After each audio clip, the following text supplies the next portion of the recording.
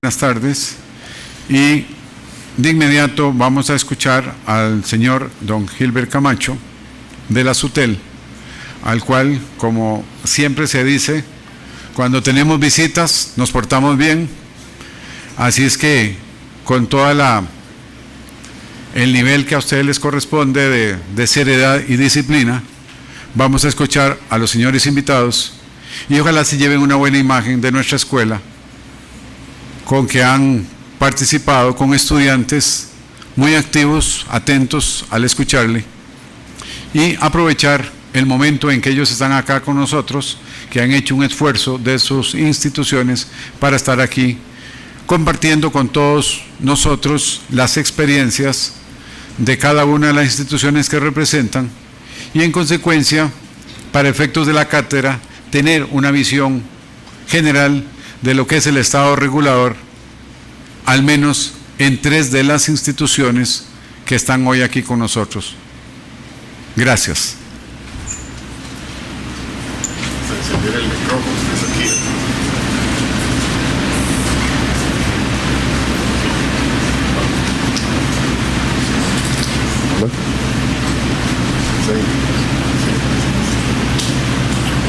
Hola. Buenas tardes a todos. La verdad que agradezco mucho de parte de la Superintendencia de Telecomunicaciones que nos hayas invitado a dar esta charla. Me complace muchísimo estar aquí en la Universidad de Costa Rica. Fue mi alma mater y realmente me siento muy orgulloso de haberme graduado de la Universidad de Costa Rica. Entonces, el día de hoy les traemos una presentación de la actividad regulatoria que hace la Superintendencia de Telecomunicaciones. Como ustedes saben, el sector de telecomunicaciones nace con las leyes emitidas en el año 2008, ¿verdad?, que son las leyes 8642, básicamente, donde entonces se regula todo lo que va a ser el sector de telecomunicaciones en Costa Rica, que venía de un esquema de monopolio, donde el ICE hizo una gran labor, ¿verdad?, de los años 50 en adelante, y a partir del 2008 el país pues decide básicamente tener un mercado en competencia. Entonces, ok.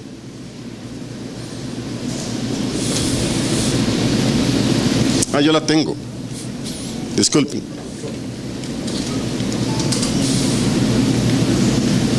No pasa. Ahí, ok.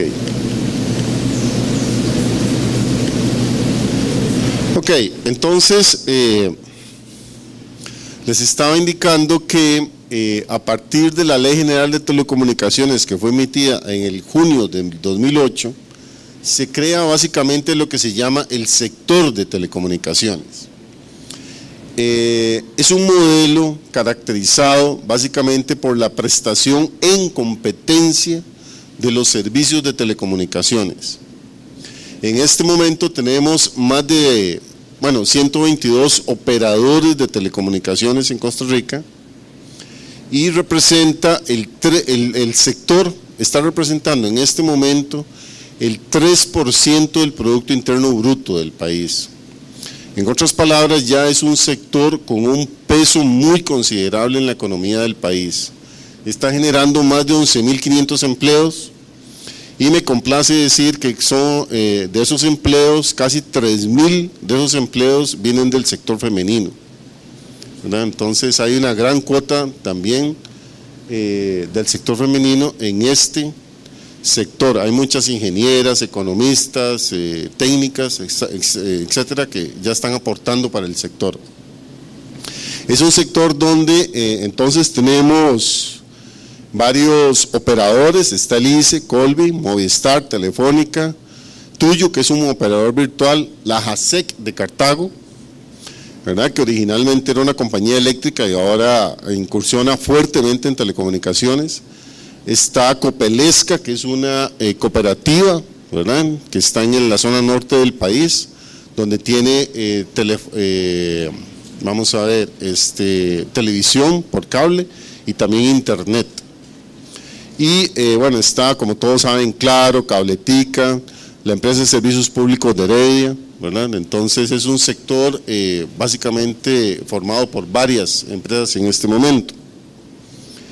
Estos son los roles en el sector de telecomunicaciones. Tenemos a un ente rector, que es el Viceministerio de Telecomunicaciones, que es quien establece la política pública en el sector. Está el regulador, que es un órgano de desconcentración máxima adscrito a la ARECEP, quien es el que tiene la responsabilidad de la regulación del sector. Y están, bueno, los operadores y las cámaras, ¿verdad? Aquí hay cámaras como la Cámara de Infocomunicación y Tecnología, está CAMTIC, la American Chamber of Commerce, y está UCAEP. Está CANARA también, que es la Cámara Nacional de Radio. Entonces tenemos un sector formado tanto por el rector, regulador, operadores y cámaras. ¿Pero qué es SUTEL? Es un órgano de máxima desconcentración adscrito a la ARECEP. Algo muy importante para nosotros es que es un regulador independiente de todo operador y proveedor, ¿verdad? Es totalmente independiente. Es un regulador convergente. ¿Qué queremos decir con esto? SUTEL es un regulador de precios, tarifas y calidad de los servicios de telecomunicaciones. También regulamos el mercado desde el punto de vista de la competencia en el sector, ¿verdad?, para que existan reglas claras y no haya abusos entre un operador y otro. También es un regulador orientado a la protección al usuario. ¿Eso qué significa? Que establecemos las normas de calidad que debe tener cada servicio de telecomunicaciones para que usted como usuario pueda tener un servicio acorde a su expectativa. Es un regulador a cargo del acceso y servicio universal. Esto es muy interesante y lo vamos a ver más adelante. En Costa Rica la ley 8642 básicamente es una ley muy innovadora en el tema de servicio y acceso universal. Es una ley solidaria, donde todos los operadores de telecomunicaciones pagan un canon anual y con ese canon se financian proyectos y servicios de telecomunicaciones a poblaciones vulnerables, escuelas, colegios, zonas indígenas, zonas y personas donde los operadores tal vez no tengan un interés particular en llegar, pero eso se hace a través del Fondo Nacional de Telecomunicaciones. Es un regulador para fiscalizar el espectro radioeléctrico.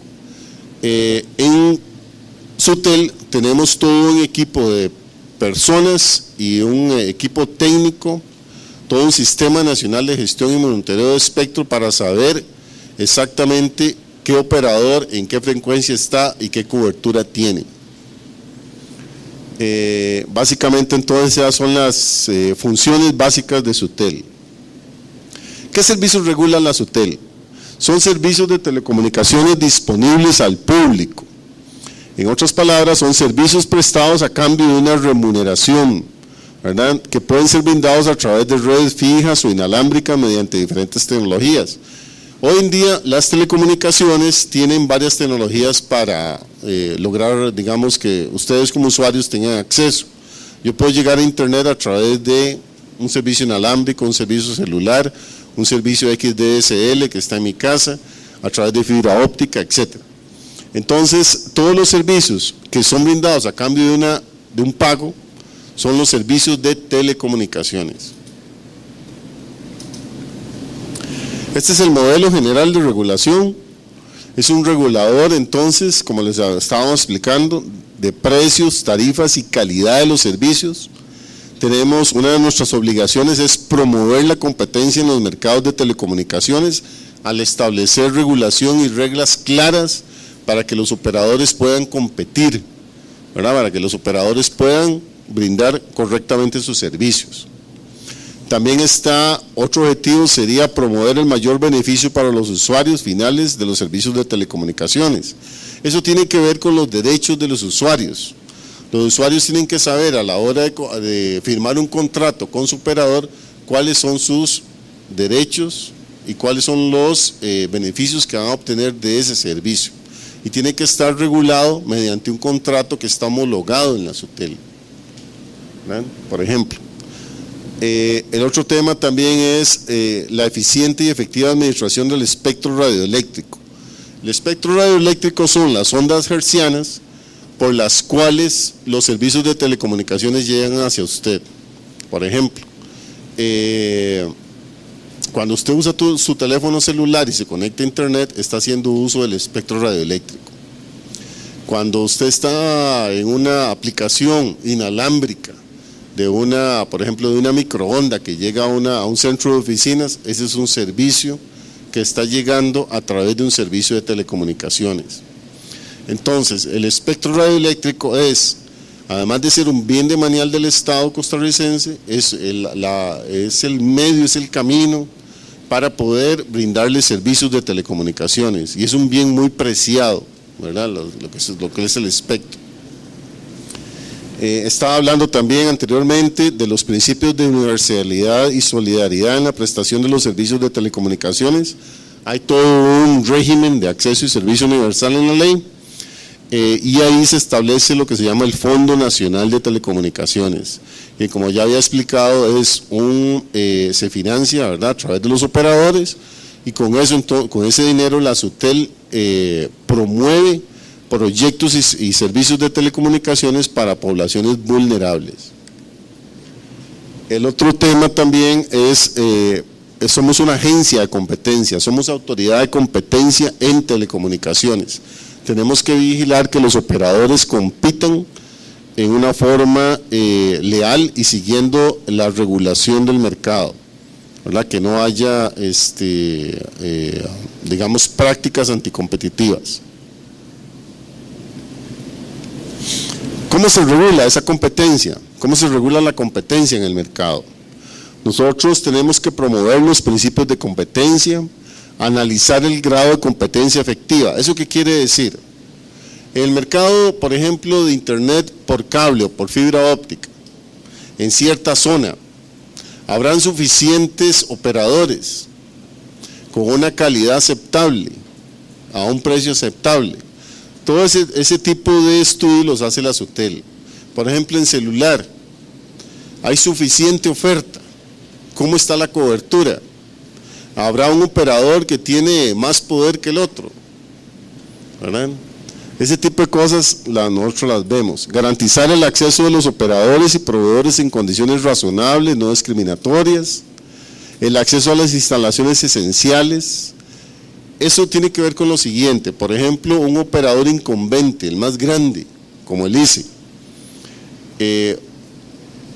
Cuando un operador necesita dar servicios y necesita la red del ICE para llegar a los usuarios del ICE, tiene que establecer acuerdos con ese operador nuevo, llegar a un acuerdo sobre las condiciones de calidad y las condiciones de precio en los cuales el ICE le va a brindar ese servicio al nuevo operador, ¿verdad? Entonces, tiene que haber acceso a esas instalaciones esenciales. ¿Cuáles son? Microondas, torres de transmisión, equipos de conmutación, enlaces de fibra óptica, etcétera, ¿verdad? Son, la postería también, ¿verdad?, etcétera. Por ejemplo, la JASEC, que tiene toda la postería en la ciudad de Cartago, y otro operador quiere brindar servicio de telecomunicaciones tal vez por fibra óptica montada en los postes de JASEC. Entonces ahí tiene que haber un convenio entre los dos, ¿verdad?, para poder hacer ese tipo de cosas, y eso lo regula SUTEL. Investigamos y sancionamos prácticas anticompetitivas. Eso es algo muy importante para nosotros también. Vamos a ver. Ya. ¿Cómo se garantiza la protección al usuario? Es otro tema muy importante. porque el sector, al haberse abierto, genera competencia, pero también esa competencia debe ser regulada para que exista protección al usuario, ¿verdad? En esa protección es el nivel de calidad con que los servicios llegan al usuario y la posibilidad del usuario de presentar quejas, por ejemplo. Entonces velamos por la calidad en la prestación del servicio, se vigila la calidad de las redes de telecomunicaciones, se aplica la normativa, ¿verdad? A través hay dos reglamentos, uno que se llama el Reglamento de Prestación y Calidad de los Servicios y el otro es el Reglamento de Protección al Usuario Final, que en este momento están siendo renovados. Esos reglamentos perdón, fueron publicados inicialmente en el año 2009 y nosotros durante los últimos años se hizo todo un esfuerzo para cambiar los reglamentos, renovarlos y ya se está entonces en el proceso de renovación, ¿verdad?, de esos reglamentos, porque la tecnología cambia, por ejemplo. Y algo muy importante también es la atención y resolución de quejas de los usuarios. Cuando usted tiene una queja de su operador, el primer paso que debe dar es quejarse ante su operador. Si usted no está satisfecho con la resolución que le da el operador, puede ir a la SUTEL y la SUTEL le da seguimiento a su caso. En relación a precios y tarifas, SUTEL establece las tarifas de los servicios hasta que se constate que haya competencia efectiva. Ese es un concepto muy importante. Nosotros en este momento tenemos tarifas máximas, ¿verdad?, que un operador debe cumplir. Los operadores generalmente operan bajo esas tarifas, pero en el momento en que ya SUTEL entre y determine que en cierto mercado del sector de telecomunicaciones hay competencia efectiva, o sea, hay condiciones para que todos los operadores compitan en igualdad de oportunidades, en ese momento podría declarar ese mercado específico como competencia efectiva y liberar las tarifas. Eso es algo que estamos haciendo durante este año, por ejemplo, en celular, en internet y en otros servicios, ¿verdad? Luego de 6 años de haberse liberado el mercado de las telecomunicaciones, entonces en este año estamos haciendo todo un estudio para ver si hay condiciones para eso, ¿verdad? El otro tema también es fiscalizamos a los operadores, ¿verdad?, para que ofrezcan precios inferiores a las tarifas máximas establecidas. ¿Cómo se asegura la eficiencia en la administración del espectro? Vamos a ver. Como ya había explicado, el espectro es básicamente las ondas hertzianas por las cuales un servicio de telecomunicaciones puede ser brindado. Entonces, hay ciertos rangos del espectro radioeléctrico que es dedicado a lo que es telecomunicaciones. Por ejemplo, la banda de 800 es la que se usa en celular, la de 1800. Hay bandas, por ejemplo, para brindar televisión abierta, que es la banda de 700, que cuando el país pase de la televisión analógica que estamos recibiendo ahora a la televisión digital, una parte de esa banda se va a liberar. Entonces la banda de 700 MHz se va a poder utilizar para servicios móviles, ¿verdad?, para los teléfonos celulares que todos, estoy seguro que tenemos aquí en esta sala. Entonces, básicamente nosotros tenemos que hacer toda la gestión de ese espectro y tenemos que monitorear el uso de ese espectro y la cobertura que están dando los operadores. Para eso, SUTEL tiene entonces un sistema nacional de monitoreo y gestión de espectro.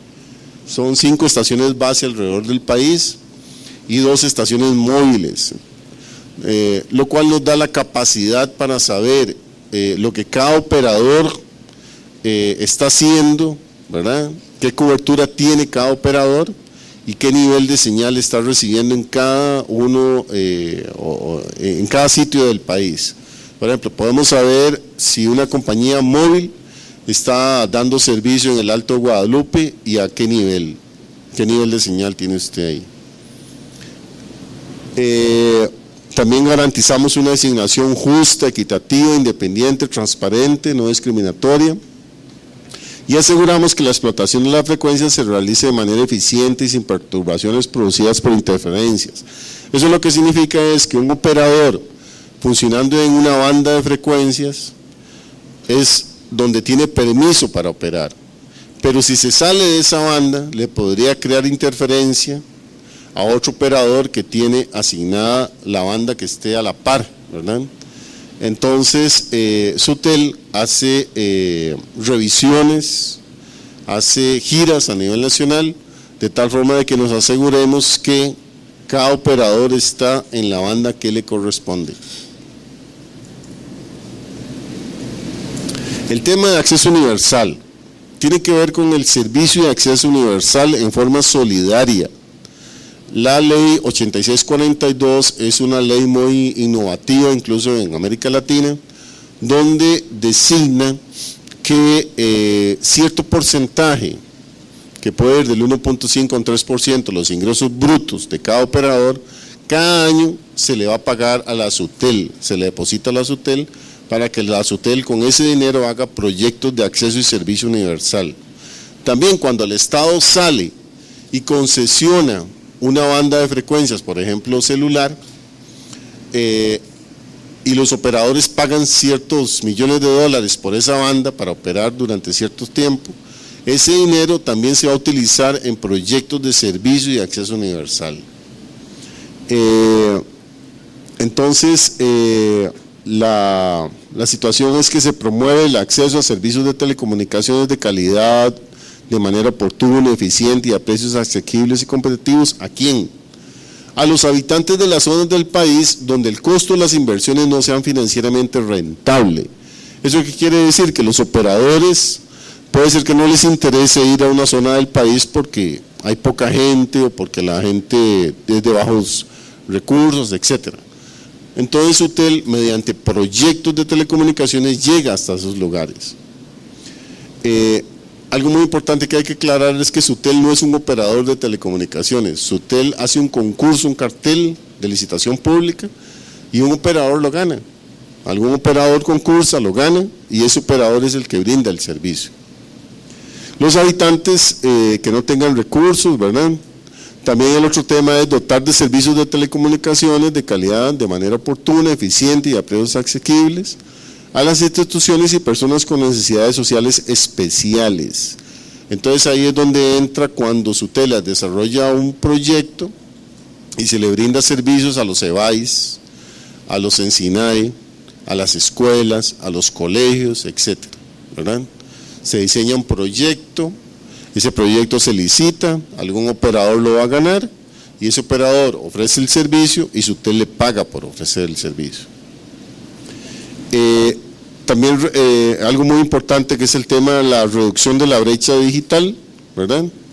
De tal forma que cada vez más habitantes de Costa Rica tengan acceso a los servicios de telecomunicaciones, ¿verdad? Entonces voy a explicar un poco más los proyectos ahora. Los proyectos de Fonatel son diseñados tomando en cuenta los objetivos de la ley y algo muy importante que es el Plan Nacional de Desarrollo de las Telecomunicaciones, Plan Nacional de Banda Ancha, Ranking Distrital de Acceso a la Tecnología de Información. El PNDT es un instrumento de política pública. Ese instrumento, perdonen que vengo saliendo de una gripe, entonces todavía estoy un poquito mal. Ya. El PNT básicamente es un instrumento de política pública, es emitido por el Viceministerio de Telecomunicaciones y ahí es donde se establecen los objetivos en telecomunicaciones para el sector. De ahí la SUTEL con ese plan entonces desarrolla los proyectos de Fonatel, ¿verdad? También existe la comisión del Consejo Presidencial Social, donde se coordina el componente de los programas de Fonatel en los programas de gobierno. Entonces, básicamente, SUTEL articula, coordina los instrumentos de política pública para desarrollar los proyectos. Voy a tomar un poco de agua.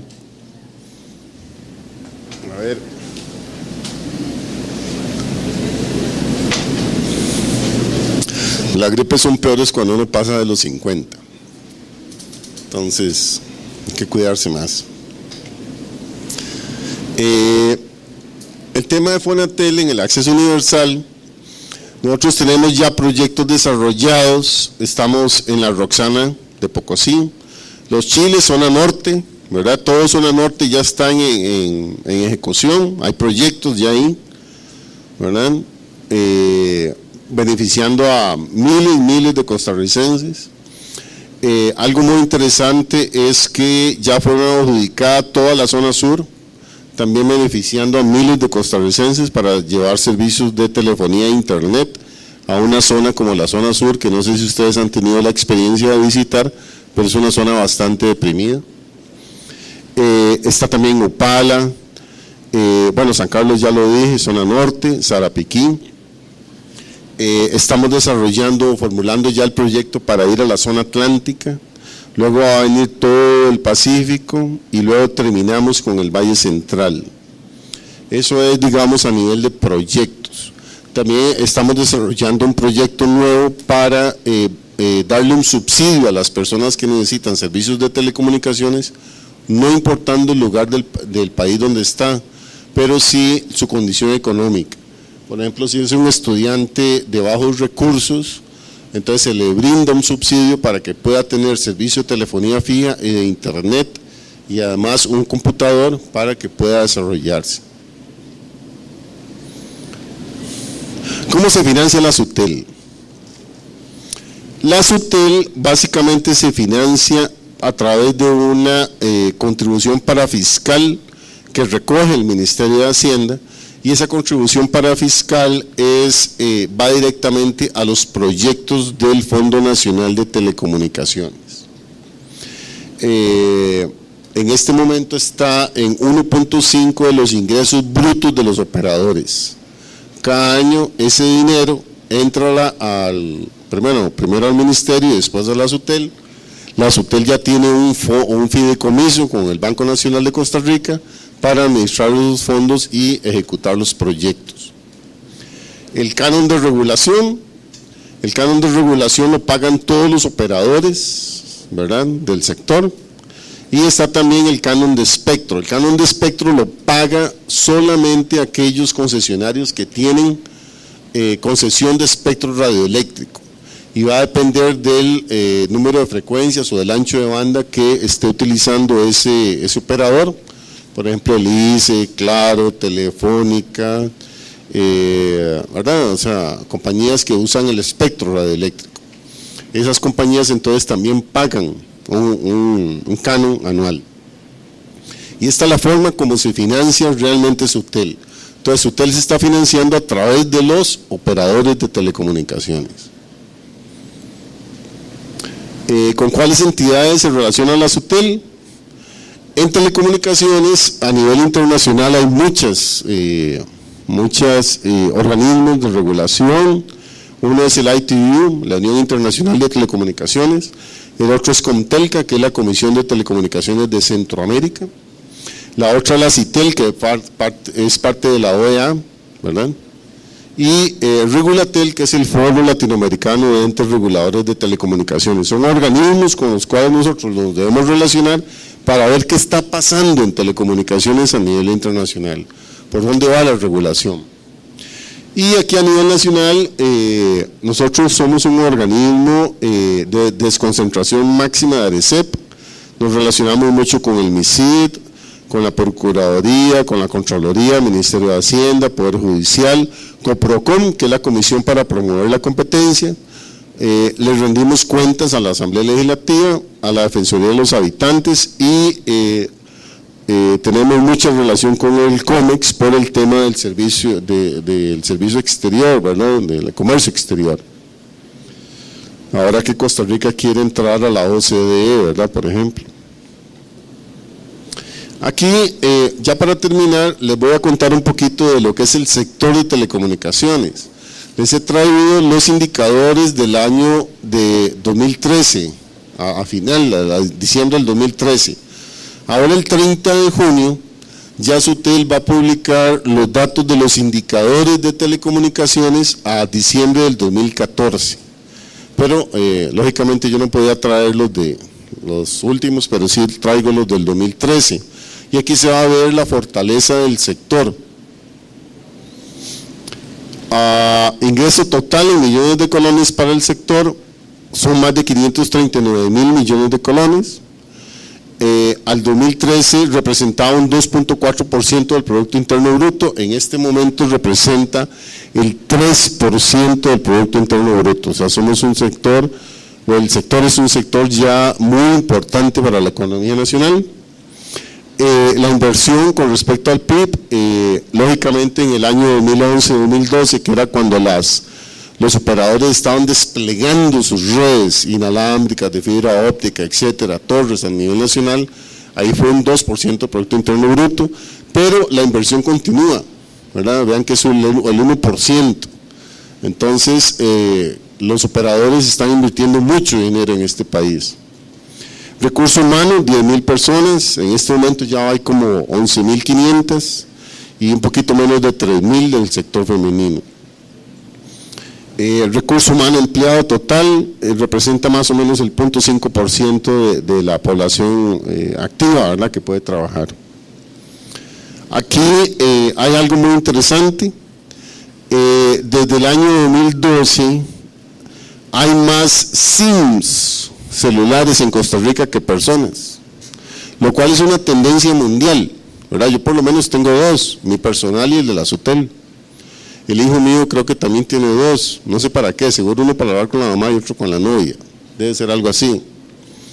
Y ¿verdad? O sea, es una tendencia mundial, realmente, es una tendencia mundial que haya más SIMs, tarjetitas que personas. Y esto lo que explica es el gran desarrollo móvil que hay a nivel mundial, realmente es así. Son casi 7 millones de SIMs en Costa Rica, ¿verdad?, en este momento. El otro tema es quién es quién en telefonía móvil en Costa Rica.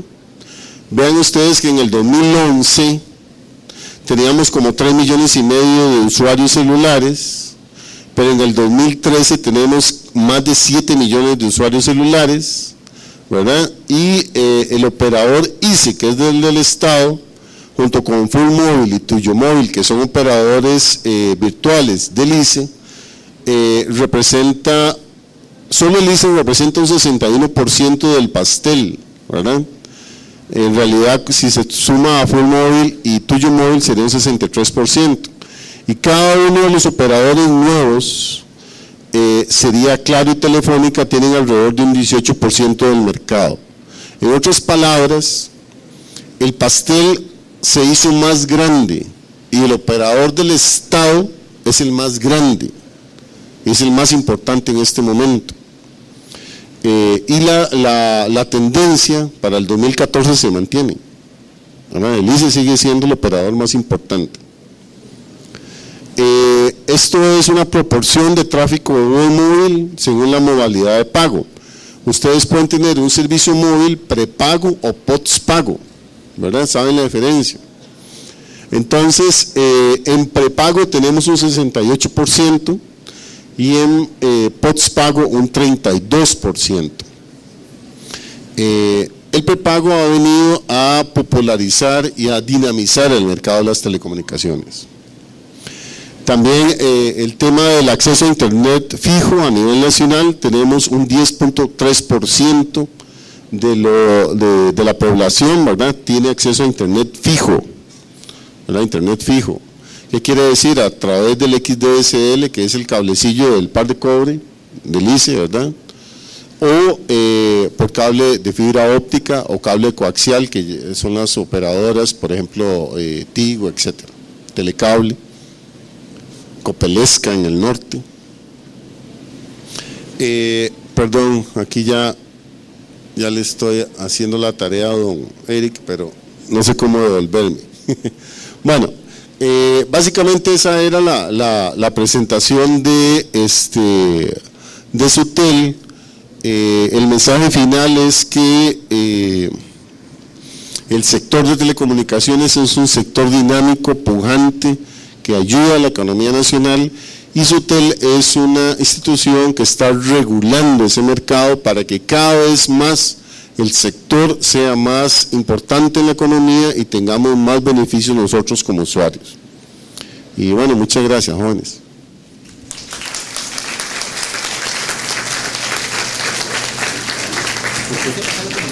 No sé quién seguía. ¿Prefiero hacerle con el micrófono allá? Ok, Yes.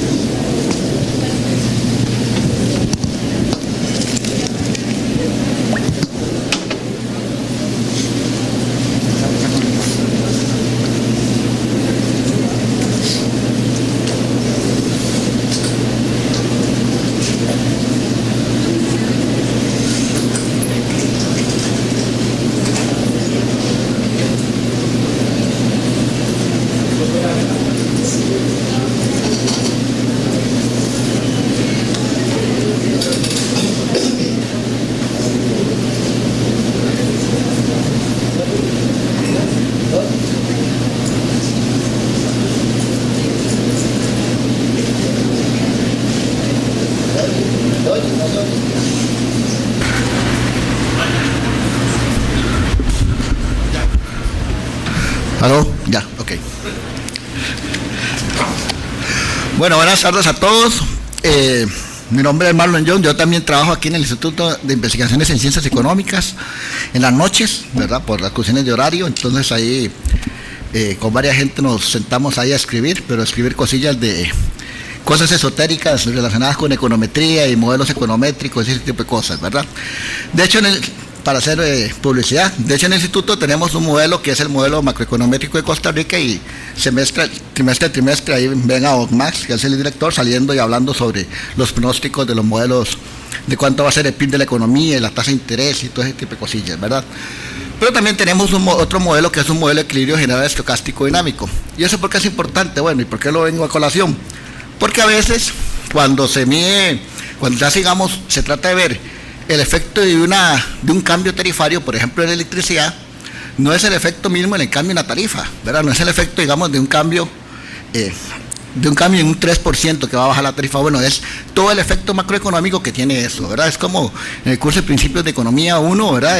Del efecto multiplicador. Bueno, ¿cuál es ese efecto multiplicador de un 3% en una tarifa eléctrica? Porque eso tiene efectos sobre el sector industrial, tiene efectos sobre el sector comercial, tiene efectos sobre los hogares, tiene efectos sobre un montón de actividad económica, ¿verdad? Y entonces después está la parte, bueno, si esa actividad económica, si tiene algún poder de mercado, si lo puede trasladar o no lo puede trasladar a los consumidores o no, ¿verdad? O si las empresas que no tienen poder de mercado lo absorben vía reducción de su rentabilidad o disminuciones de otros costos. Bueno, pero entonces a veces me vengo corriendo allá para acá y entonces me siento con Don Rudolf y ahí a ver qué efectos puede tener, digamos, algunas de las cuestiones. El año 2014, don Jean Tirole, Premio Nobel de Economía, y lo más importante es que es el Premio Nobel de Economía para la parte de la regulación, Entonces es una fortaleza la regulación económica, y sobre todo porque Jean Tirole junto con otros profesores fueron los que establecieron los principios básicos, los principios modernos, de la regulación económica, en muchas partes, servicios públicos, pero sobre todo la legislación de promoción y competencia, ¿verdad? Y eso tiene que ver con prácticas absolutas, prácticas relativas y todo lo que ve, por ejemplo, el Ministerio de Economía relacionado con eso, que también la SUTEL tiene un capítulo de promoción de la competencia, ¿verdad? Entonces es una de las partes muy importantes sobre el reconocimiento de la regulación a nivel mundial. Bueno, ¿y por qué eso es así? Bueno, porque hay gente que también quiere que los sectores no se regulen, ¿verdad? Que los sectores sean totalmente regulados. Bueno, entonces hay veces en los cuales los mercados producen mejores eficiencias cuando son totalmente regulados y cuando están todos en libre competencia, por decirlo de esa manera. Pero también hay mercados en los cuales existen monopolios y existen monopolios naturales. Y esos monopolios naturales, dados por ciertas condiciones de mercado, bueno, muchos de esos casos son los que se regulan en la ARECEP. Entonces, eso nada más es un pequeño reconocimiento y empezar un poco, también porque hay un proyecto de ley en la Asamblea Legislativa sobre que también que la ARECEP se someta a los dictámenes del Poder Ejecutivo y quitar un poco de independencia de la ARECEP y también de regular un montón de sectores. Uno de los temas para pensar, y es un tema bonito ustedes de tesis, es, por ejemplo, regular o no regular el sector de taxis en Costa Rica. Vea el mercado informal de taxis que hay, están los taxis, hay un mercado formal. Bueno, ¿qué pasa cuando empiezan a crecer ese tipo de cosas en el mercado? ¿Se regula o no se regula, o cómo regular? O si la regulación no está bien hecha, entonces sucede ese tipo de cosas, ¿verdad? O como los cafés internet. Si la SUTEL empieza a regular cada café internet con cada tarifa, bueno, entonces, ¿qué resulta en eso? Y eso me viene a colación las legislaciones que se dieron en el periodo de 1995, que se dio la ley de la promoción de la competencia, y lo que hacía el Ministerio de Economía. Y eso ahorita entro con lo de ARECEP. Y lo que hacía el Ministerio de Economía era regular 165 bienes de la canasta básica en ese entonces. Luego, en un periodo de 4 años, se regularon y se quedaron aproximadamente 10 productos desregulados, y ahora solo se regula el arroz, ¿verdad? Pero entonces esto llevamos un proceso de 20 y resto de años. Ok, pero imagínense lo que es usted regular 165 bienes de la canasta, y entonces los inspectores de precios del Ministerio de Economía de aquel entonces se iban a la península de Osa y le decían al pulpero: mire, usted se está cobrando 5 centavos más por una cajetilla de cigarros, ¿verdad? O está cobrando por una cajetilla de fósforos, etc. Imagínense toda la persuasión que podían tener esos inspectores en todo el país. Bueno, ese modelo se cambió. ¿Y se cambió por qué? Porque había un proceso de regulación de la economía, y en ese entonces, pero no es un proceso de regulación, sino es un proceso de regulación gradual. Y entonces empezó la ley de la promoción de la competencia. La parte de la ley de la promoción de la competencia empieza en 1996, la ley de ARECEP, ¿verdad? La ley de ARECEP de 1996, relativamente reciente, y hay una reforma muy fuerte en el 2008. Y antes de empezar y seguir, voy a decir que durante el periodo 96 al 2008, el regulador de Costa Rica era un regulador omnipresente y omnipotente, ¿verdad? Entonces el regulador no solo fijaba los precios, sino que diseñaba las metodologías tarifarias, y era lo que negociaba con cada uno de los sectores para poder llegar y fijar las tarifas, e inclusive, digamos, con cuestiones poco independientes con el Poder Ejecutivo. Eso cambia en el 2008, donde se trata de hacer mucho más independiente la autoridad reguladora de los servicios públicos, y esa independencia tiene que ver, digamos, con dos diferentes tipos de instancia. Digamos, una regulación que es una regulación multisectorial, que es lo que voy a hablar en estos momentos, y que regula, digamos, sectores, ¿verdad? Pero también una instancia que es la Junta Directiva y el señor regulador, que está como, eso es como en derecho, ¿verdad? Está la sala primera y la sala cuarta, etcétera. Ahora hay una primera instancia que son las intendencias, y después están las apelaciones que se van a la Junta Directiva, ¿verdad? Ok, bueno, ¿por qué eso así? Porque se trata de hacer un poco más independiente, y también con un centro de desarrollo de las metodologías, ¿verdad? En esta parte de desarrollo de las metodologías, ARECEP más o menos maneja en estos momentos 57 metodologías que tienen que ver con todos los sectores eléctricos, desde cabotaje, estibadores, Habdeba, aeropuertos, ¿verdad? Y resulta que más de la mitad de esas, más de la tercera parte de esas metodologías no están formalizadas, es decir, no están publicadas como un documento oficial en la Gaceta. Y eso, a partir del año 2011, empezamos en un proceso de empezar a formalizar esas metodologías. Caso típico, ¿verdad?, que lo han visto ustedes en los medios, es el caso típico de los autobuseros. Tenemos una metodología que tiene coeficientes técnicos de 1982, de traídos de un modelo brasileño. Bueno, y cuando eso se trata de cambiar, genera mucho movimiento al status quo establecido, entonces estamos en el meollo del asunto. Ok. Más o menos los temas que voy a conversar,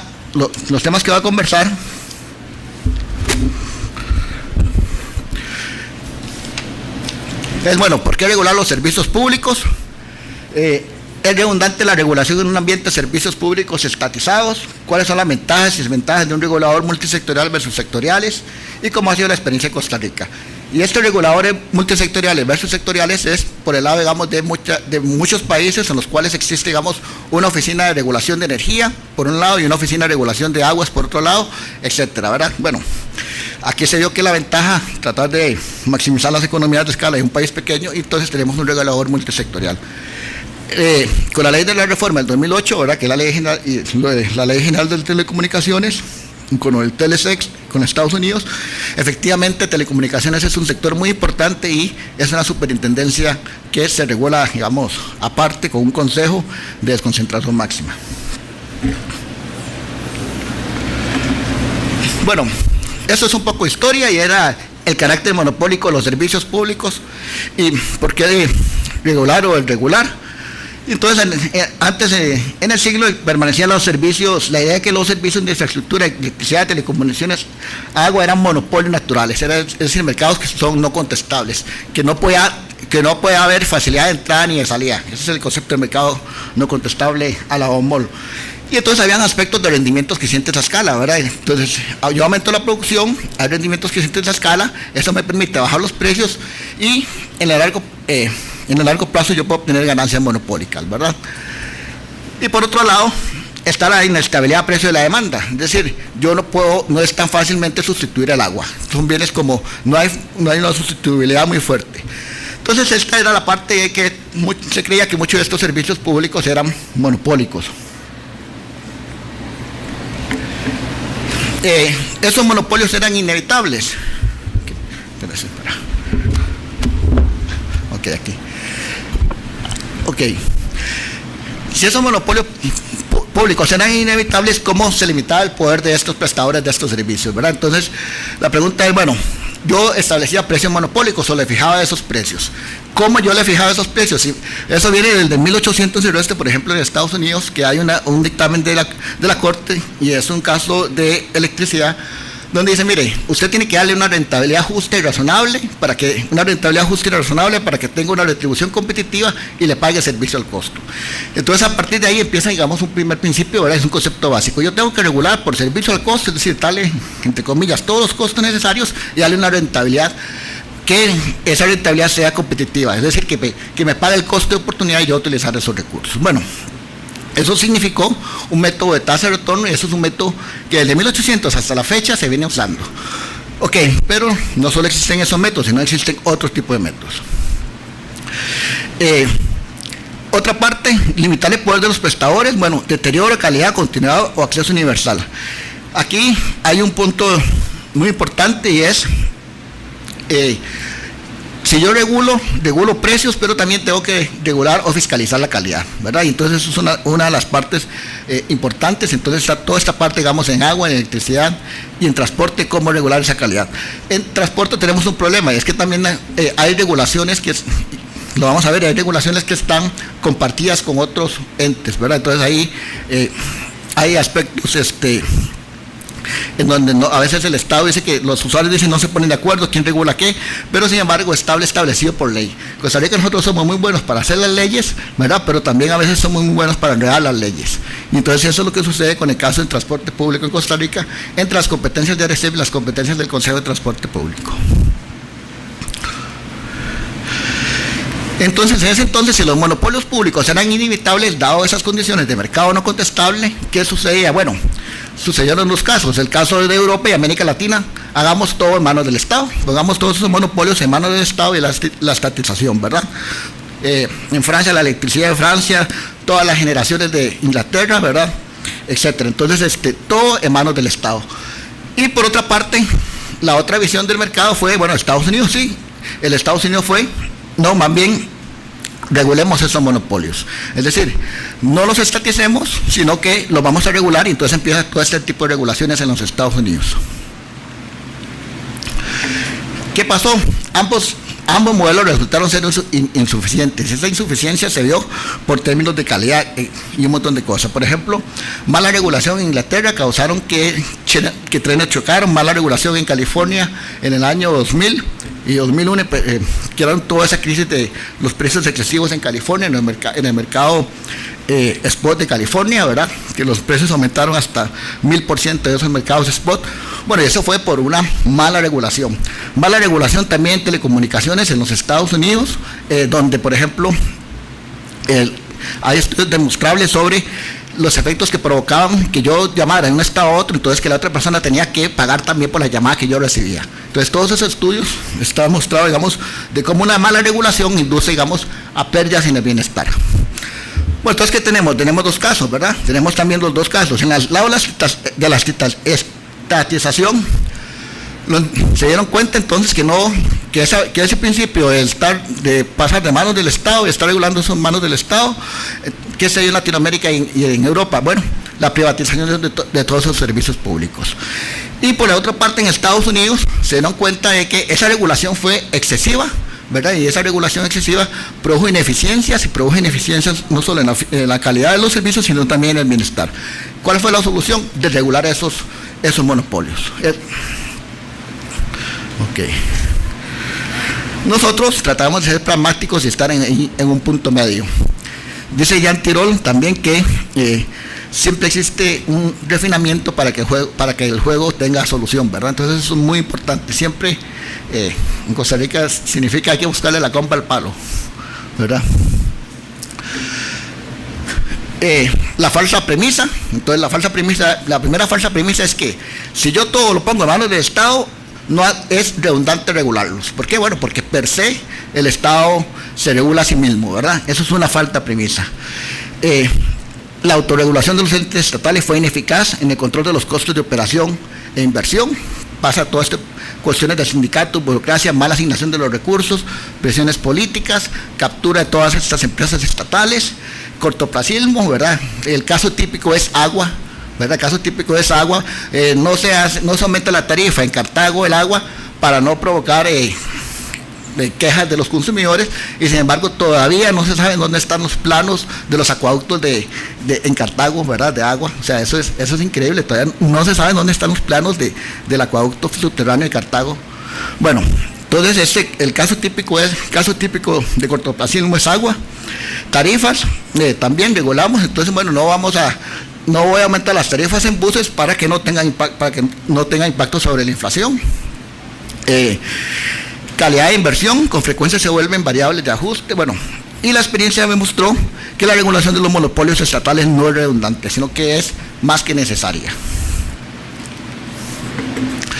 Aquí tenemos un deber como regulador, y ese deber como regulador, ¿verdad? Que si nos estuviéramos en una lección de economía, diríamos que es una relación entre un agente y un principal, donde el agente, el principal es un planificador social, y ese planificador social tiene que buscar el óptimo social, ¿verdad? Bueno, ¿y cómo yo busco el óptimo social?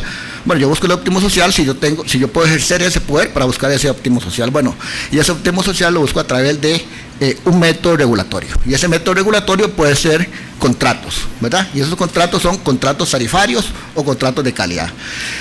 Y entonces aquí el punto es, bueno, yo quiero buscar algo que se llama un óptimo Pareto, algo que mejore los estados de la sociedad, y eso es lo que quiere el regulador, y a través de dar incentivos racionales a los operadores, ¿verdad? Dar incentivos racionales. ¿Qué significa dar incentivos racionales? Bueno, permitir ganancias, ¿verdad? Que sean ganancias racionales. Y también permitir también esquemas factibles de ingeniería financiera. Ese es un punto donde tenemos muchos problemas, sobre todo con la parte eléctrica, ¿verdad? ¿Qué pasa en la parte eléctrica? Tenemos un problema intergeneracional, ¿verdad? Y ese problema intergeneracional son por las condiciones de préstamo. Tenemos un préstamo de 12 años para una planta eléctrica cuando el bien tiene una vida de 50 años, ¿verdad? Entonces, la primera generación tiene que pagar en 12 años ese bien. Ergo, esa es una tarifa alta. Se supone que después de 12 años ese bien tiene que bajar tendría que bajar esa tarifa, porque ya yo no tengo que pagar el capital y la deuda, la amortización y ese tipo de cosas. Bueno, pero no sucede así. No sucede así porque hay una ineficiencia en esos proyectos que hace que los costos de operación y mantenimiento o el mismo personal se mantenga. No es como yo llego, bueno, ya hice la casa, y entonces ya una vez que yo construyo la casa, le digo adiós al maestro de obras y a la cuadrilla y jale, ¿verdad?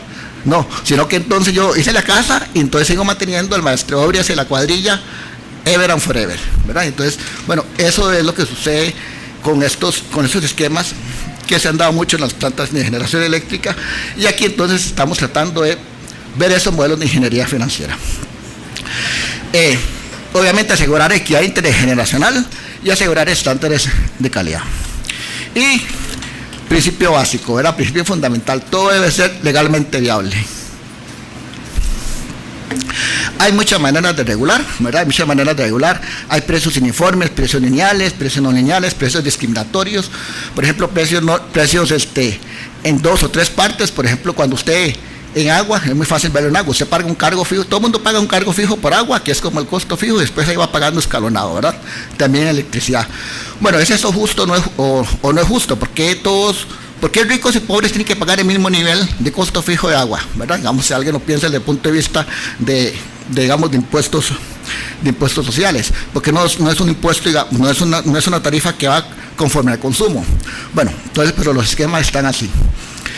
Hay métodos de subastas, ¿verdad? El típico caso, digamos, de las subastas del espectro. Hay fijaciones de precios de componente de costos distribuidos, costos marginales, hay regulaciones a la entrada y la salida, etcétera, ¿verdad? Entonces hay muchos métodos de regulación. ¿Cuál es el método más apropiado de regular un bien o un servicio público? Bueno, eso va a depender de la característica misma del mercado que está operando ese servicio. Servicio al costo, ¿verdad? Esa es una de las partes.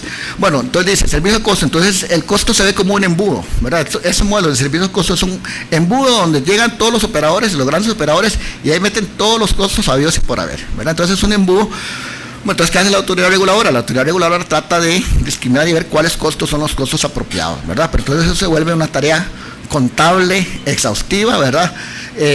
Y a veces de coadministrativa, decir, miren, sí, el 5 que usted metió por haber alquilado una avioneta para ir a tal lado, ese no va porque no es un costo que sea tarifario, etcétera, ¿verdad? Entonces se vuelve una cuestión muy tediosa estar regulando sobre los costos.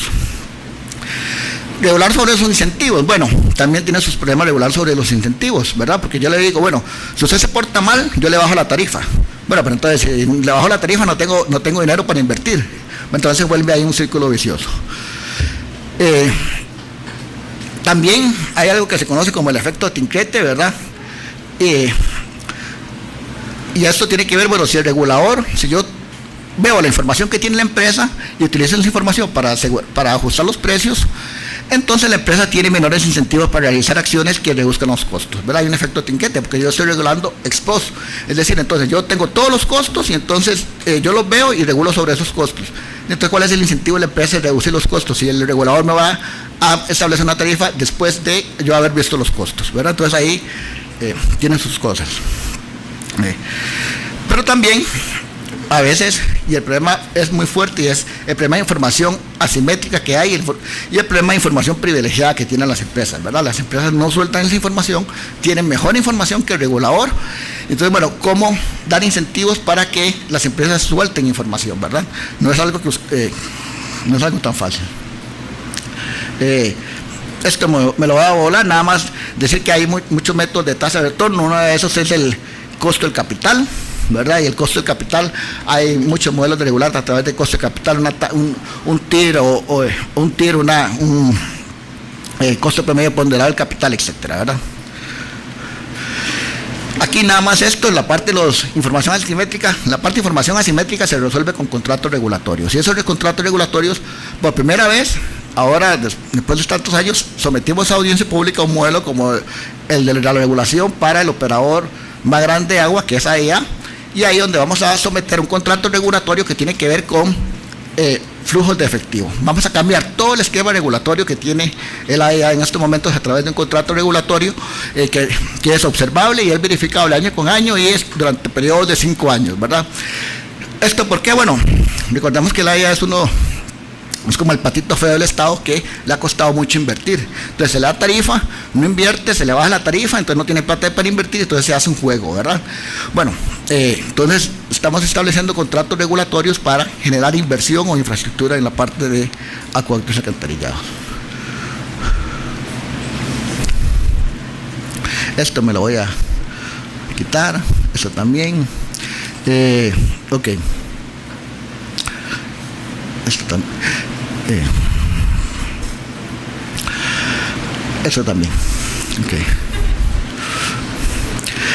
Y esto tiene que ver con regulación multisectorial o regulación sectorial. Eso tiene que ver con varias reformas de ley que hay sometidas en la Asamblea Legislativa sobre si particionar ARECEP en varios pedazos. Decir, bueno, vamos a poner ARECEP en transportes, vamos a poner ARECEP, vamos a poner una oficina de regulación de transportes, una oficina de regulación de aguas o una oficina de regulación de electricidad, ¿verdad?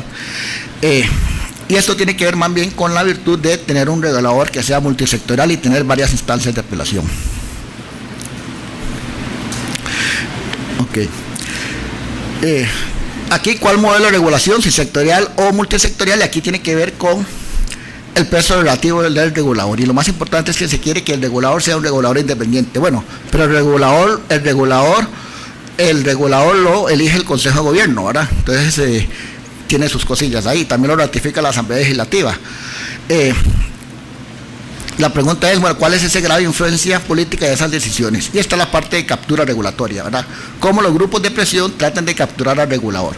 Lo tratan de capturar, bueno, de una manera no directa, sino de una manera indirecta. Es decir, son grupos de presión, entonces esos grupos de presión tienen influencia en mecanismos de decisión, Asamblea Legislativa, gobierno, etcétera, etcétera, ¿verdad? Entonces, y el mecanismo de presión más fuerte es hacer paros, ¿verdad? Bueno, entonces ahí hay cierta captura del regulador que no se quiere que se hace.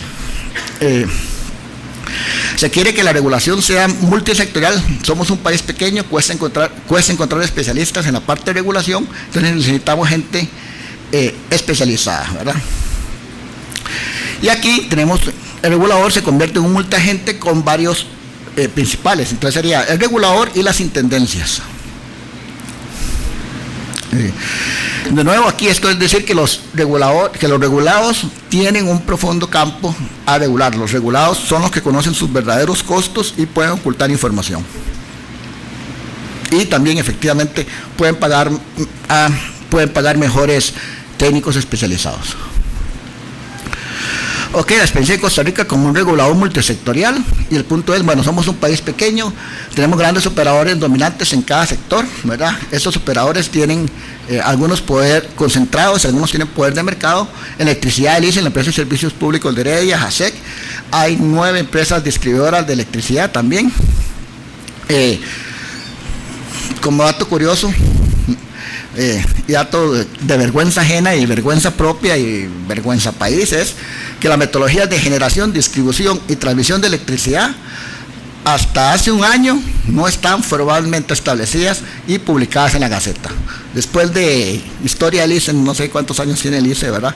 De cuántos años tenemos nosotros de generación eléctrica del país, no está publicada formalmente en la Gaceta. Bueno, eso ya lo hicimos y entonces ya estamos poniendo estas metodologías en orden.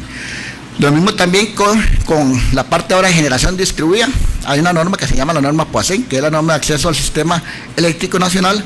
Esa norma POACEN se creó en el año 2001, no se le hicieron reformas, nosotros le hicimos las reformas y la actualizamos ahora en el año 2013, y durante el 2014 se fue todas las discusiones en los procesos de audiencia pública. Con esa norma se genera la generación distribuida. La generación distribuida tiene que ver con que usted utilice paneles solares y ese tipo de cosas. Y ya salieron las tarifas de acceso de excedentes y de interconexión. Entonces ya estamos con 6 tarifas, ¿verdad?, en la parte de electricidad. También en la parte eléctrica, para terminar el comercial, hicimos las metodologías para las plantas existentes, las hidroeléctricas, y también para plantas nuevas eólicas, plantas nuevas eléctricas y plantas nuevas fotovoltaicas, que son las solares, que son las que establece el ICE con sus concursos, ¿verdad? Entonces ya tenemos 9 metodologías en el sector eléctrico. Ya estamos haciendo otras más que tienen que ver con tarifas de peaje y de tarifas de peaje, digamos, de un punto a otro. ¿Qué pasa si yo estoy en la península de Osa con un generador solar y quiero mandarle la electricidad a la empresa mía que está ahí en Cartago, que produce vidrio, ¿verdad? Entonces, bueno, ¿qué pasa? Bueno, yo puedo llegar y alquilar la red. Ok, yo puedo llegar y alquilar la red, entonces decir, bueno, sí, yo voy a alquilar la red, hay cuestiones técnicas de congestión, etcétera. Bueno, pero entonces esas tarifas de peajes, ¿verdad? Como que usted agarra el carro y se va y va pagando peajes, bueno, esa tarifa no está, pero la estamos haciendo. Entonces, en los últimos 2 años hemos formalizado aproximadamente 11 metodologías en el sector eléctrico. En el sector de agua formalizamos la metodología del SENARA, y la metodología del SENARA la SENARA tiene que ver con el riesgo de avenamiento en la parte del Tempisque, ¿verdad? Y la hicimos con un nuevo modelo de flujo efectivo y con contrato regulatorio. Sometimos a audiencia la metodología de aguas ahora, que es para el operador de AIA, y vamos con una metodología de las asadas. Entonces, en agua ya estaríamos formalizando, y también con un reglamento de calidad en la parte de agua. Ferrocarriles, puertos, aeropuertos y correos, tenemos que actualizar esas metodologías, y tenemos conflicto visual en metodologías de transporte y metodologías de taxi, ¿verdad?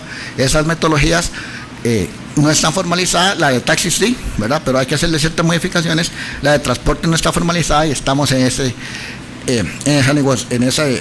proceso de llevar, digamos, una metodología racional y equilibrada en la parte de esto. Aquí, operadores privados con alta influencia económica y política, ¿verdad? Esto no es, aquí somos 4,5 millones, ahí casi todos se conocen, ¿verdad? Ok. Y aquí uno de los puntos específicos es: necesitamos peso específico para tener capacidad de superar la resistencia a la regulación y obtener respeto institucional, ¿verdad? Los grupos de presión son muy fuertes y no quieren estar regulados, eso es el punto. Entonces pujan en la Asamblea Legislativa, ya tienen 3 proyectos de ley, etcétera, ¿verdad?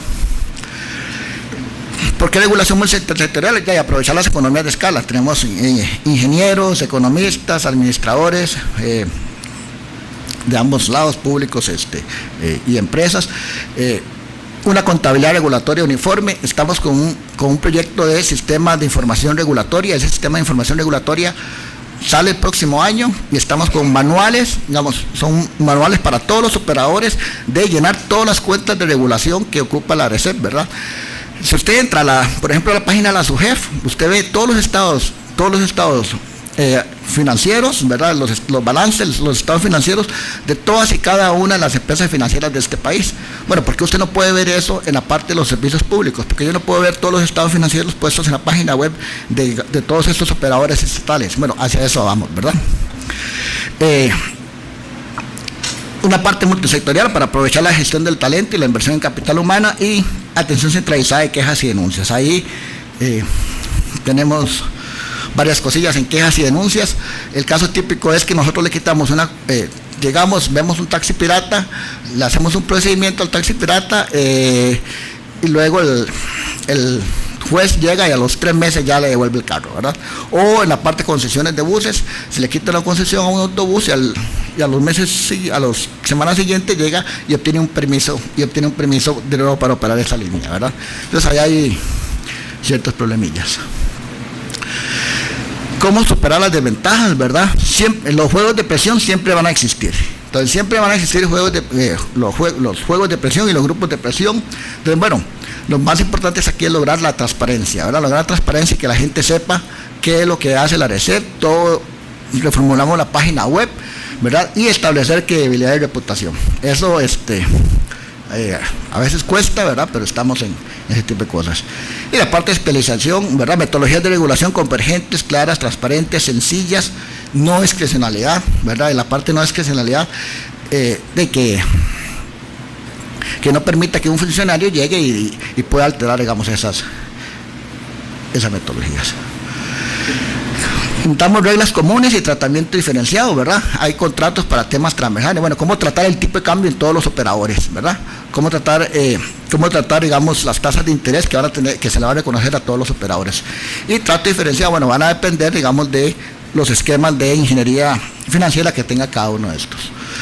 Las normas técnicas, entonces ya publicamos las normas técnicas para inversión de mediano y largo plazo, tratamiento de rentabilidad, y un tema que va a costar, va a ser el de las tarifas intergeneracionales, ¿verdad? ¿Por qué? Bueno, porque ¿cuál es la tarifa que debe pagar la próxima generación? Eso, existen modelos de esto y se aplica en los países desarrollados sobre modelos de equidad intergeneracional. Bueno, la manera más fácil es verlo con la parte del ambiente, ¿verdad? Pero también está en la parte de la tarifa de los servicios públicos. La organización, un regulador general y una junta directiva, 3 intendencias en una sola estructura. Las intendencias de agua y alcantarillado, electricidad y combustibles, transportes, una superintendencia de máxima desconcentración, que es la de telecomunicaciones. Y aquí está un poco, bueno, los sectores las partes que se regulan. Bueno, la SUTEL ya lo dijeron: en transporte terrestre, marítimo, transporte terrestre, buses, taxis, ferrocarriles, pasajeros, las concesiones, peajes. En la electricidad, generación, distribución, en la parte de hidrocarburos, todo lo que tiene que ver con toda la cadena de hidrocarburos. Y estamos en estos momentos actualizando la metodología de Recope, ¿verdad? Que también no quiere que le actualicen la metodología, pero bueno, estamos actualizándole la metodología de Recope para hacerla, digamos, totalmente transparente en la parte de la metodología ordinaria que se aplica. Okay. Servicios no regulados. Hay los servicios municipales que tienen que ver con agua y recolección de desechos sólidos, ¿verdad? Hay responsabilidades compartidas como el GTP, el MINAE, las concesiones de agua, los pozos, las tomas de agua, y hay otras que tienen que ver como la parte de gas y ese tipo de cosas, ¿verdad? Todos esos problemas. También recordemos que en Costa Rica la parte de regulación, la cancha no está nivelada, ¿verdad? Digamos, las municipalidades y las cooperativas están excluidas de la ley de la promoción de la competencia también, digamos, por el otro lado. Ok. Los retos: mantener independencia, credibilidad, intensificar la fiscalización y la supervisión de los operadores, ¿verdad? Esos serían los últimos retos. Y atraer buenos profesionales por medio de salarios competitivos de mercado. Eso. Dificultades: es un problema de implementación de la ley, el law enforcement, ¿verdad? ¿Qué pasa? Yo fiscalizo, el operador se porta mal y entonces ahí el régimen sancionatorio todavía está mucho en pañales en la reserva. ¿Okay? Falta de reglamentos de calidad en varios servicios, incorporar el tema calidad dentro de las tarifas como tal, esa parte, aunque sea la parte de la calidad, falta la parte de incorporarla. Equidad intergeneracional, ¿verdad? ¿Cómo vamos a hacer las tarifas y las tarifas entre las generaciones? Y el tema fuerte que es qué significa una rentabilidad justa, ¿verdad? Ok. Un profesor le diría, sí, la rentabilidad justa es aquella que maximiza el bienestar social. Bueno, está bien, pero ¿cuál es ese bienestar social, verdad? Entonces ahí entramos con una discusión de esas cosillas. Bueno, ok.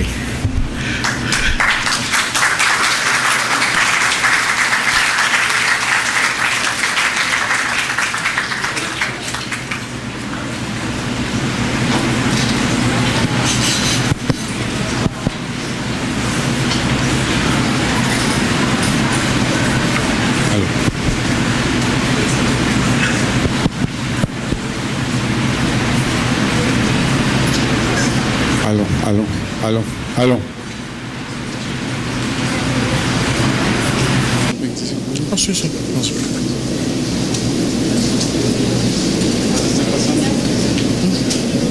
Vamos a hacernos. Opa. Ah, bueno, sí.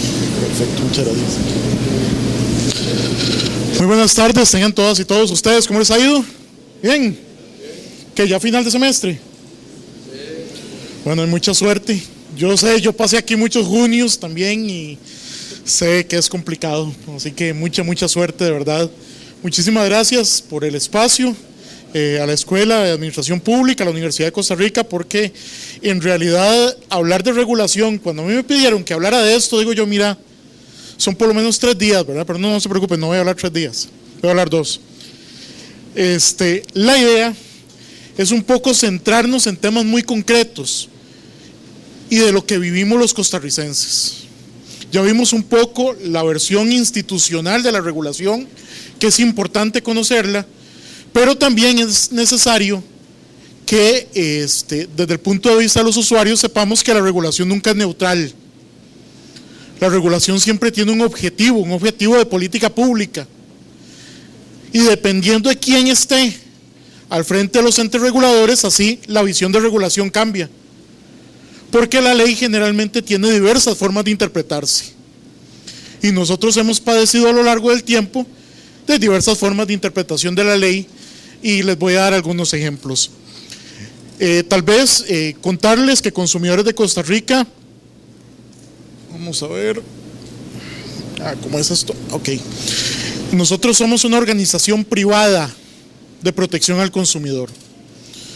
Es una asociación sin fines de lucro, surgida en el año 2003 para proteger los intereses de la población consumidora, y la idea es representar un poco a la población consumidora en diversos espacios de toma de decisiones, y trabajamos pues muchísimos temas que tienen que ver con diferentes ámbitos precisamente de la regulación en materia del sector público. Estamos a través del tiempo representados en diversas instancias, somos miembros del Instituto de Normas Técnicas de Costa Rica, del Consejo Consultivo de Comercio Exterior, que es un ente que agrupa a cámaras empresariales y a diversos grupos de la sociedad civil que asesora al ministro de Comercio Exterior en los temas que le corresponden. Estamos en la subcomisión de Solidaridad Digital del Viceministerio de Telecomunicaciones. El 2017 verá que Costa Rica hace el apagón analógico y el encendido digital en materia de televisión, entonces estamos viendo cómo hacer que el acceso a la televisión abierta sea para todos y no solamente para los que tienen televisión por cable. Somos miembros del Consejo Consultivo Nacional de Responsabilidad Social, del Instituto de la Publicidad, de la Comisión del Valor Nutritivo de los Alimentos, es decir, trabajamos muchísimos temas en la asociación. Y por lo tanto, vamos a ver, nos damos cuenta que cuando hablamos de regulación a nivel estatal, esto abarca prácticamente todos los aspectos de la vida nuestra.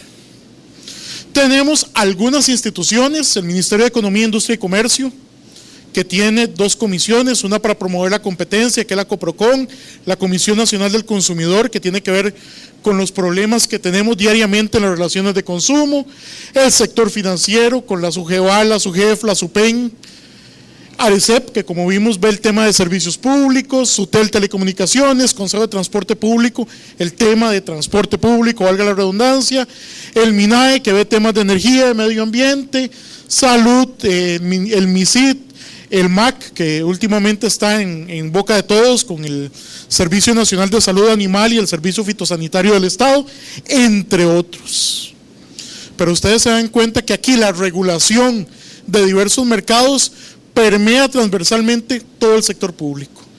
Entonces a ustedes lo que se les ocurra, hay una institución que tiene que ver con eso, una institución pública que tiene que ver con eso. Entonces cuando hablamos de regulación es algo bastante extenso, bastante amplio y que tiene que ver prácticamente con todos los aspectos de la vida nuestra. Pero obviamente para efectos de esta presentación me voy a centrar únicamente en 3 casos porque si no, sí me dan los 3 días. Vamos a empezar con la ARECEP. Aquí le tocó a don Marlon de primero. Bueno, recordemos que la ARECEP tiene algunos fines que para nosotros fueron revolucionarios en su momento. La ARECEP dice, la ley 7593, el artículo 3, armonizar los intereses de los consumidores, usuarios y prestatarios de los servicios públicos. Es decir, lograr un equilibrio y procurar precisamente ese equilibrio entre las necesidades de los usuarios y los intereses de los prestadores de servicios públicos. O sea, aquí se reconoce que hay intereses de quien presta el servicio, pero también del que lo recibe. Y en eso el legislador fue muy visionario al reconocer esos intereses. Pero cuando vamos a ARECEP, resulta que nos topamos con una pared. Artículo 31 de la ley que dice que no se permitirán fijaciones que atenten contra el equilibrio financiero de las entidades prestadoras del servicio público, y esto parte de un principio que para nosotros es nefasto, que es el principio de servicio al costo, que nos los han aplicado durante muchísimos años. ¿Qué nos dicen? ¿Es ineficiente el servicio? Sí, pero es que no puedo fijar tarifas que vayan a quebrar al operador, no puedo castigar al operador con tarifas más bajas porque hay un principio de servicio al costo que está por encima de los intereses de los usuarios. Y entonces cuando reclamamos ante la ARECEP temas que tengan que ver con la calidad de los servicios, nos salen con el artículo 31 de la ley 7593 y hasta ahí nos llegó todo. ¿Por qué? Porque no se puede quebrar un operador. Pero perdón, le hemos dicho a la ARECEP, si hay un operador que brinda un mal servicio, que se vaya. ¿Acaso son eternos los operadores? ¿Acaso tenemos que tolerar a alguien que le brinda un mal servicio a la gente? Pues no, pero para ARECEP sí, porque esto está por encima del equilibrio de los intereses y necesidades de los usuarios, etcétera, etcétera, etcétera. Y entonces es ahí donde vemos los problemas de credibilidad de la ARECEP, y es por eso que ahí vemos que la gente no cree en la ARECEP. Y es por eso que vemos que la comunicación con ARECEP les cuesta mucho. Un ejemplo de lo que vemos, ha sido noticia durante mucho tiempo, el precio de los bienes regulados sube más que los bienes no regulados. Entonces resulta que hay un mito popular, uy, es que si no está regulado, el comerciante puede cobrar lo que quiera y entonces los precios van a ser muy altos. Bueno, pero la realidad nos demuestra otra cosa. Resulta que el que tiene el precio regulado, le suben más que los que tienen los precios libres. Entonces ahí es donde el mito popular se rompe y vemos en la práctica cómo al final de cuentas los precios de los servicios regulados terminan subiendo más que los no regulados, y ahí es donde, miren, el bolsillo de todos nosotros sufre. Hay problemas en Arecep. Vamos a ver problemas y aspectos positivos. Aquí no vine solo a quejarme y a hacer catarsis con ustedes, aunque más o menos. ¿Qué es lo que a nosotros nos ha pasado? Miren, las audiencias públicas son un requisito para cumplir. La ley dice que tiene que haber audiencias públicas, y al principio nosotros íbamos a las audiencias. De hecho, en una audiencia en el anterior edificio de Arecep, nos atrevimos a oponernos a una tarifa, a un aumento en las tarifas de taxi, y la gente de Arecep salió corriendo y nos dejó encerrados con los taxistas. Miren qué feo la vimos esa vez. Pero es que se ha convertido únicamente en un mecanismo para cumplir. Es que la ley dice que hay audiencias públicas, entonces cumplo con la audiencia pública. ¿Cómo se demuestra esto? La Arecep logró implementar un mecanismo que se llama de consulta pública, y ahora resulta que hay fijaciones ordinarias de tarifas y extraordinarias.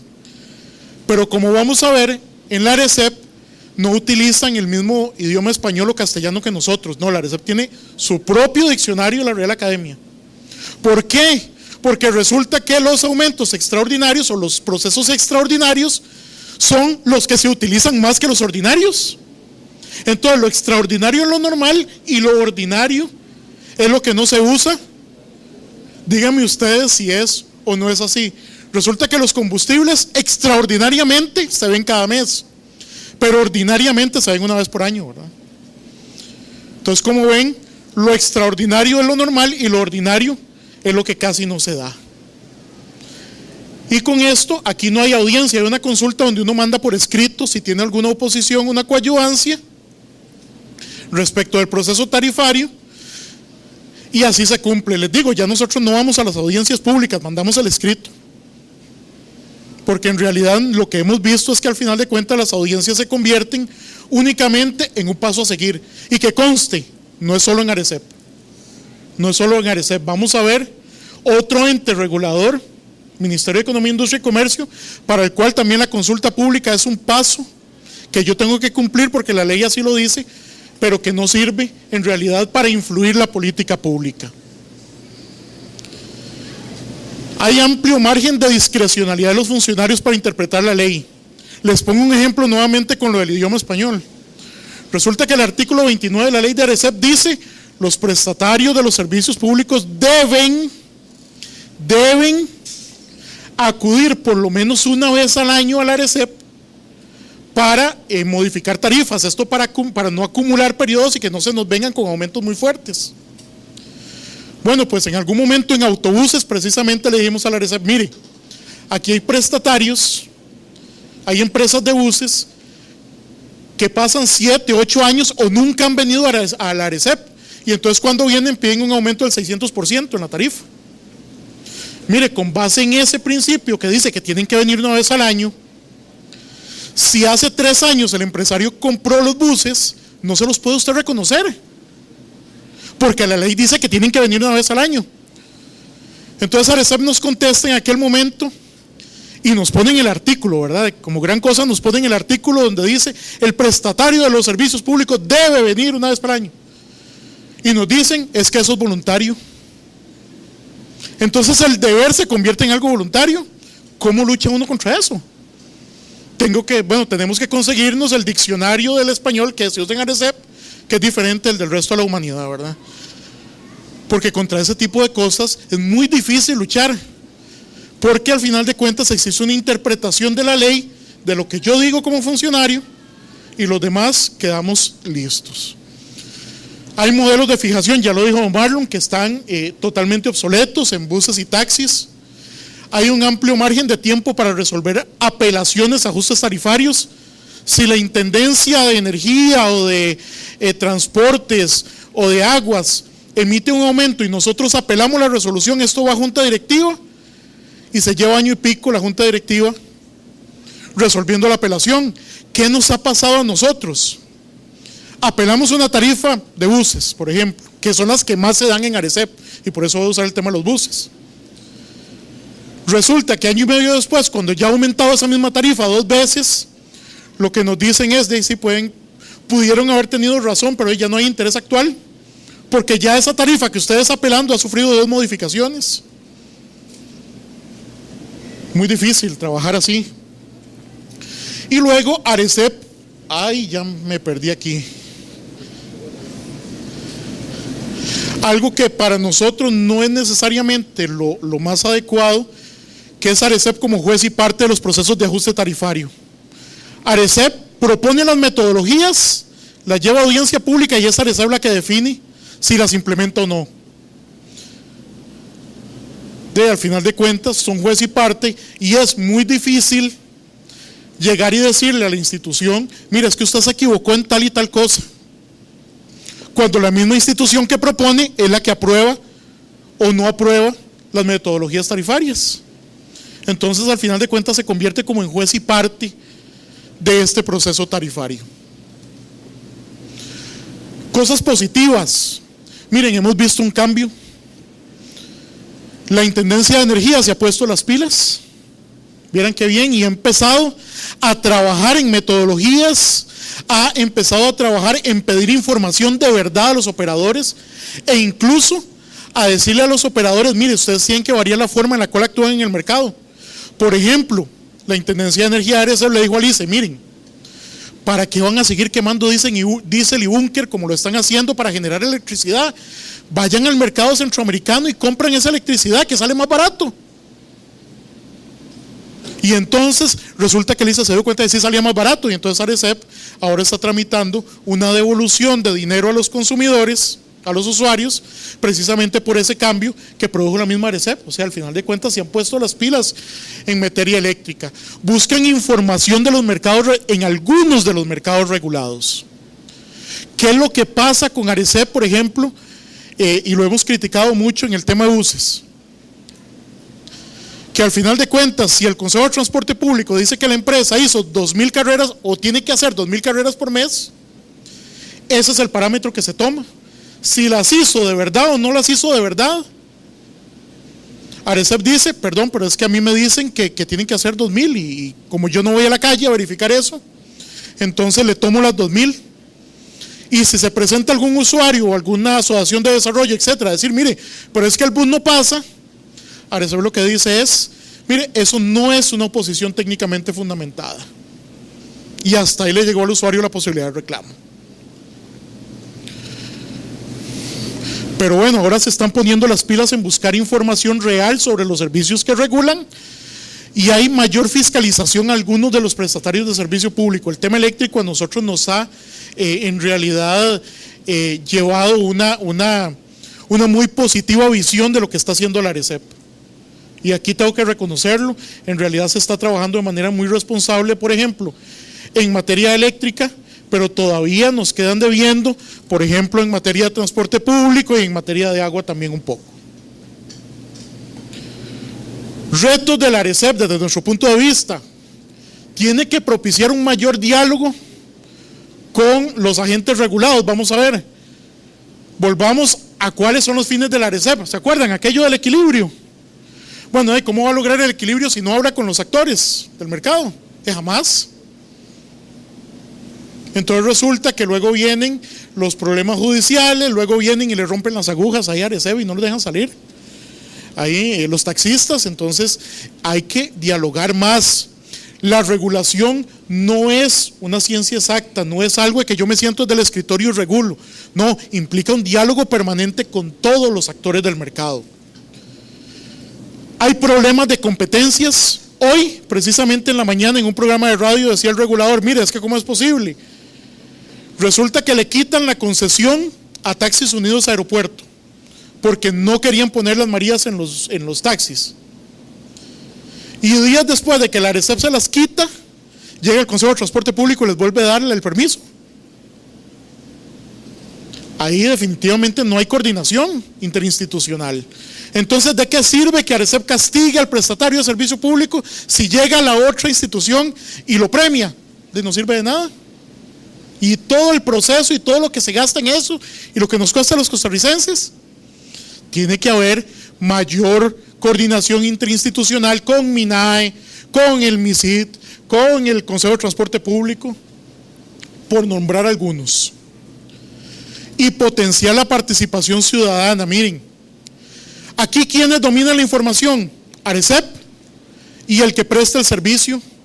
El ciudadano está totalmente fuera de contexto. Pero si ARECEP se contenta con decirle a la gente, mire, es que su oposición no es técnicamente fundamentada y por lo tanto ni le contesto, jamás se va a poder potenciar la participación ciudadana. La ARECEP debería transformar en argumentos técnicos las oposiciones de los usuarios. El mismo caso de los buses, si yo llego y digo como usuario, como presidente de una asociación de desarrollo, mire, es que en mi comunidad el bus no pasa, no cumple con los horarios, ARECEP debería, antes de definir la tarifa, hacer un estudio para ver si efectivamente se cumplen o no los horarios, y no sencillamente decirle al ciudadano, no, mire, su oposición no es técnicamente fundamentada porque no me dijo cuánto es lo que no pasa al bus respecto del total que dijo el Consejo de Transporte Público, no corrió el modelo econométrico para ver cuánto pesa eso en la tarifa, y por lo tanto usted no me puede decir en cuánto debe bajar la tarifa. Mire, digan cuántos grupos organizados en este país pueden hacer eso, cuántas asociaciones de desarrollo, cuántos comités de vecinos. Bueno, así es muy difícil potenciar la participación ciudadana.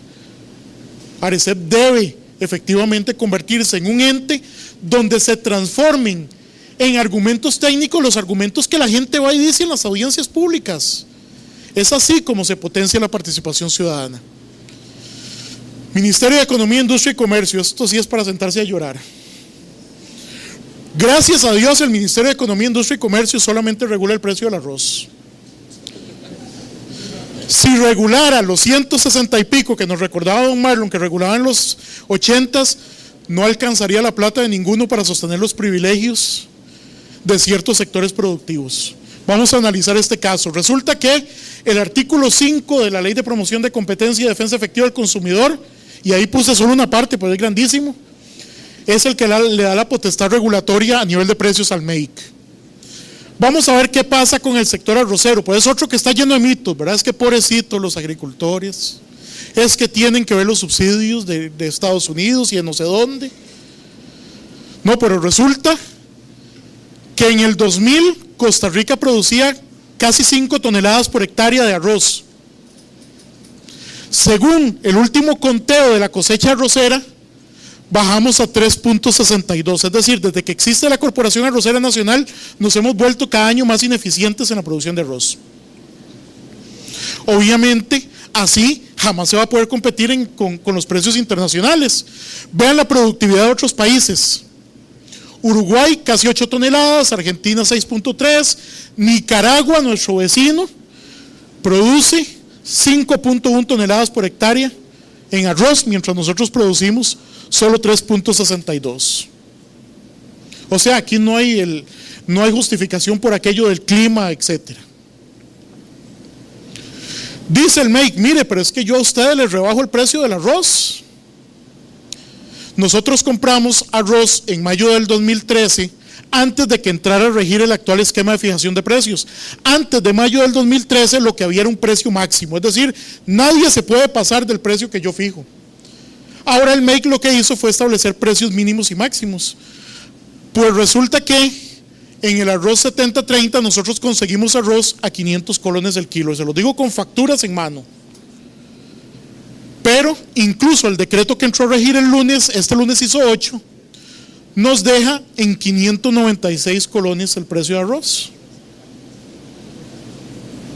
En el 80-20, que es el más consumido por la población costarricense, antes del actual esquema de fijación, lográbamos encontrar arroz a 527 colones el kilo. Ahora se encuentra con el rebajo a 631. Aquí me permiten la anécdota, hay un libro que se llama 1984, que es de un escritor inglés, George Orwell, y en una de las partes decía que es en un estado totalitario, un martes le dicen a la población que que la ración de chocolate mensual va a bajar de 30 a 20 gramos. Es un martes, y el miércoles el gobierno sale a celebrar que aumentó a 20 gramos la ración de chocolate. Bueno, aquí nos pasa lo mismo. Resulta que el MEI nos dice, le bajamos el precio del arroz. Miren, disculpen, aquí están los datos. Resulta que no nos bajaron el precio del arroz, nos lo subieron. Y ahora tenemos que pagar más por el arroz gracias a la regulación de precios. Incluso con arroz llega y dice, mire, es que encontramos, para justificar el por qué había que regular así los precios, mire, es que había diferencias de precios de hasta 250 colones por kilogramo en marcas de arroz.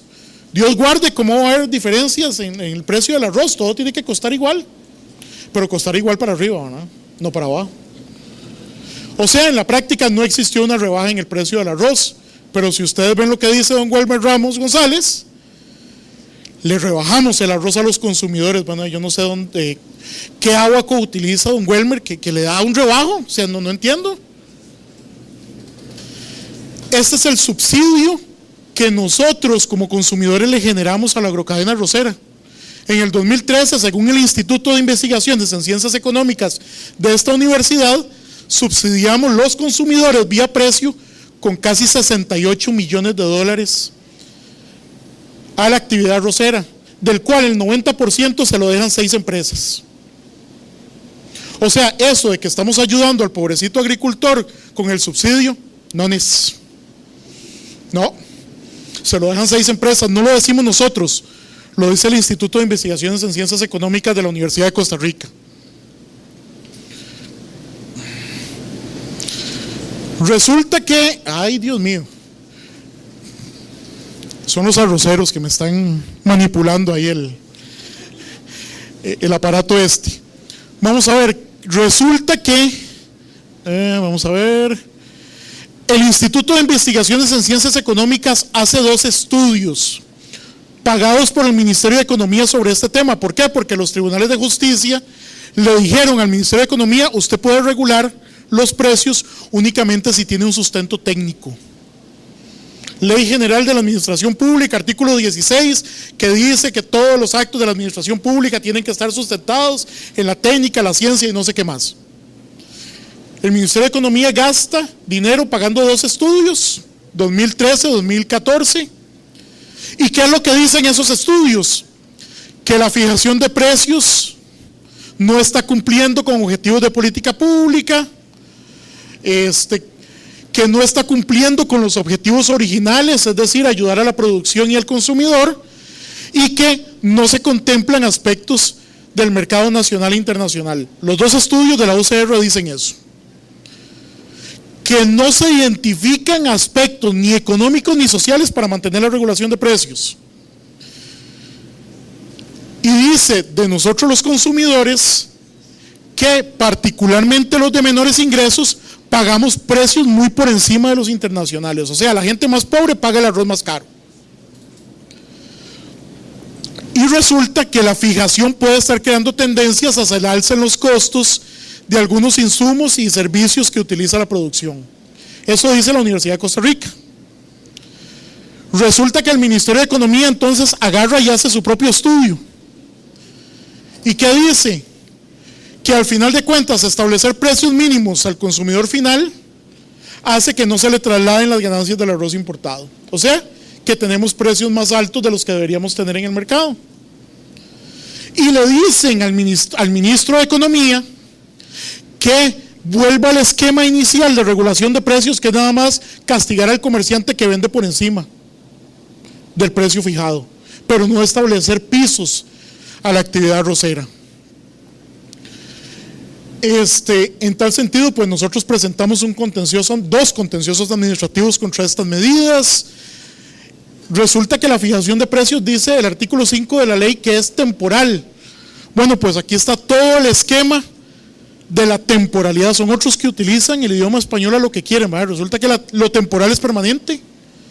No se ha dejado de fijar el precio del arroz a pesar de que la ley dice que es temporal. Entonces aquí es donde dice uno, ¿dónde está la ley? Únicamente en un papel muy bonito que nos aparece también en internet, pero no se cumple. Pero aparte, el último decreto de fijación de precios dice que si el comerciante hace alguna oferta o una promoción con el precio del arroz, puede ser castigado. O sea, si el arroz trae un código para que ustedes lo activen y se van a ver a Keylor Navas ahora que están lesionados y puede recibir a todo el mundo, pues no, resulta que lo castigan. O si le meten un cucharón o una bolsa de frijoles o eso, también lo castigan. O sea, definitivamente es algo que no se puede, no se puede entender. Aquí sí dice catarsis con ustedes porque del MEIC no puedo decir nada bueno.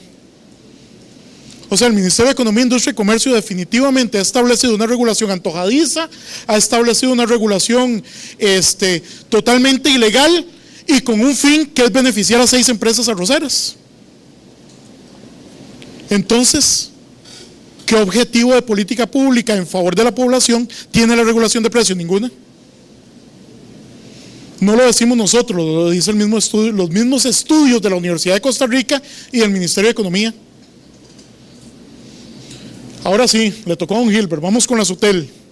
La SUTEL tiene en la ley 8660 que dice básicamente cuál es el ámbito de acción, que no me voy a detener aquí porque ya don Gilbert lo expresó. Debo decir que la apertura del mercado de telecomunicaciones ha sido de las mejores experiencias que ha habido.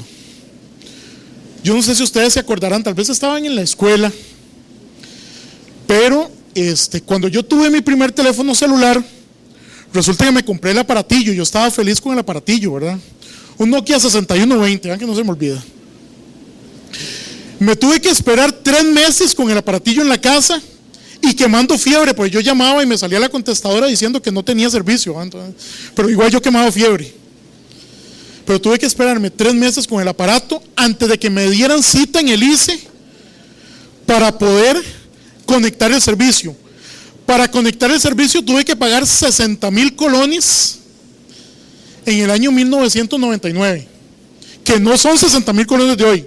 Tuve que dejarle en depósito al ICE eso para que me conectaran la línea celular 3 meses después de conectado el aparato. Si eso lo vemos con base en hoy, que se quita uno en la avenida central a los vendedores que casi que lo quieren secuestrar a uno para venderle el chip, bueno, es otra situación totalmente diferente. Entonces, ¿la apertura del mercado de telecomunicaciones ha sido buena? Sí ha sido buena, por favor. Vean, la gente se peleaba en las agencias del ICE por conectar el servicio de telecomunicaciones. En el ICE llamaban a la policía a las 4 de la mañana porque la gente vendía los campos haciendo fila, como hacen en la caja. Bueno, vendían los campos y entonces se hacían alborotos y había que llamar a la policía porque la gente después de un año lo llamaban para decirle que tenía derecho ya a conectar la línea. Bueno, ya eso no se da gracias a esta apertura del mercado de telecomunicaciones. La regulación, curiosamente en este caso, la regulación ha mejorado el esquema de competencia. Ha sido interesante. La regulación mejora la competencia, en este caso por parte de la SUTEL, que ha tenido que llevar palo, ha tenido que llevar un proceso de aprendizaje en los años que tiene de estar funcionando. Un proceso de aprendizaje que no ha sido fácil, ha sido duro. Ay, otra vez. Y ya me perdí, porque ahora sí no sé cómo volverlo a poner. Ahí tal vez si me ayudan.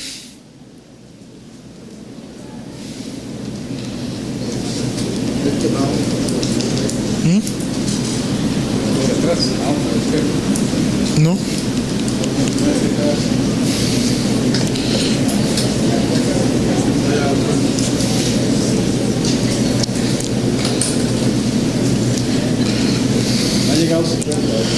No, es que yo les voy a decir, cuando yo exponía aquí los trabajos en la Escuela de Ciencias Políticas eran con filminas y proyectorzote, entonces no me acostumbro a esto. Bueno, y no me ayuda. Ah, bueno.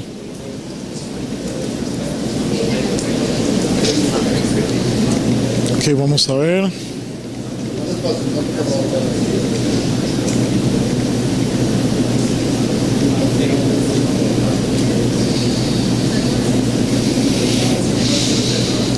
Eso sí, ahora sí volvemos. volvemos en el mismo canal. Bueno, sí notamos fuertes presiones e influencias de los regulados en el regulador. El tema del internet, del cobro de internet en el servicio pospago, minó mucho la credibilidad de la ARECEP. Nosotros nos opusimos muchísimo a este proceso el año anterior. Incluso llevamos adelante un proceso en Asamblea Legislativa para que llamaran a comparecer al Consejo de la SUTEL para que explicara por qué nos quería llevar hacia un mecanismo en el cual se quería cobrar el internet prepago por consumo y no por tarifa plana, por qué se querían variar los contratos de quienes ya teníamos servicio celular, incluso discursos de la SUTEL en ese momento totalmente dispares. Primero nos decían que los contratos se iban a mantener, luego que los contratos se iban a variar, luego que no se iban a variar. O sea, al final de cuentas eso fue un golpe muy fuerte para la superintendencia y eso generó problemas de comunicación en la población. Y entonces ya una población acostumbrada al descrédito de las instituciones públicas de pronto se quedó así. Bueno, tampoco se puede confiar a ciegas en el ente regulador de telecomunicaciones.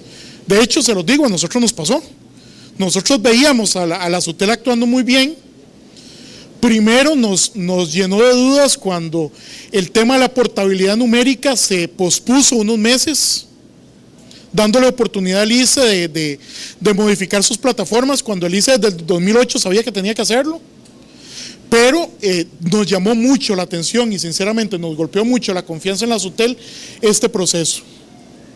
Porque quienes pidieron este proceso siempre fueron de los operadores del servicio público que aspiraban a tener más ganancias. Y así lo hicieron ver en las comparecencias legislativas que se convocaron a ese efecto.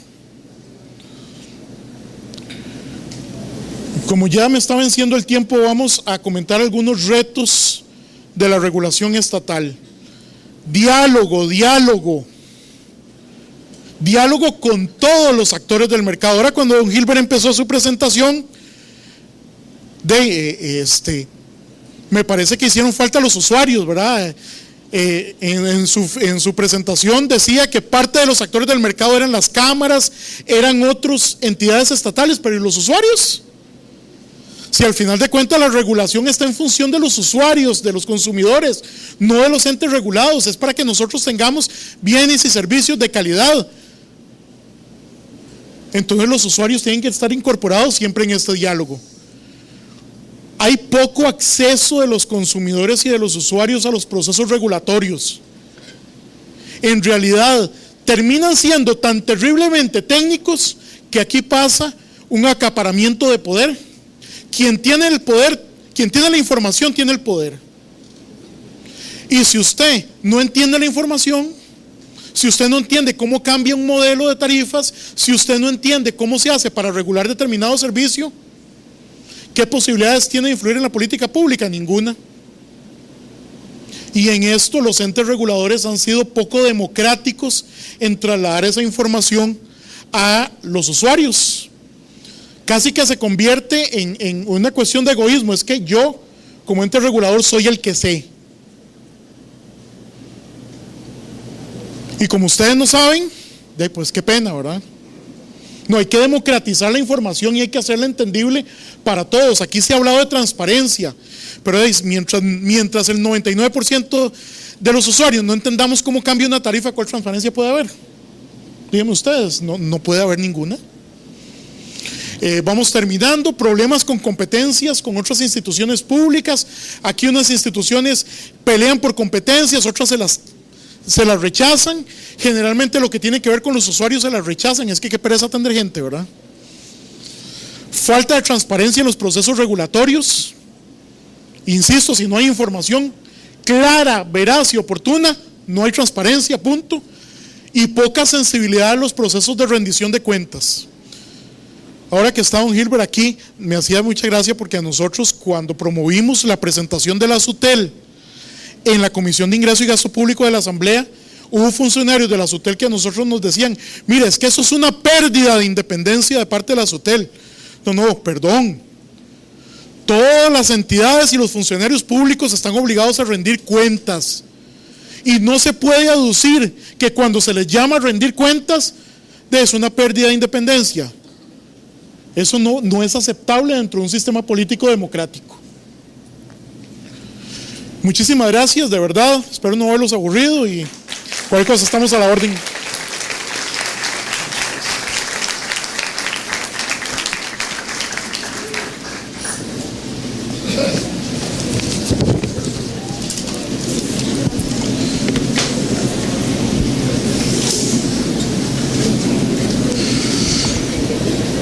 Bueno, muchas gracias a todas y todos los estudiantes que han estado muy atentos y en verdad que han mantenido bastante disciplina.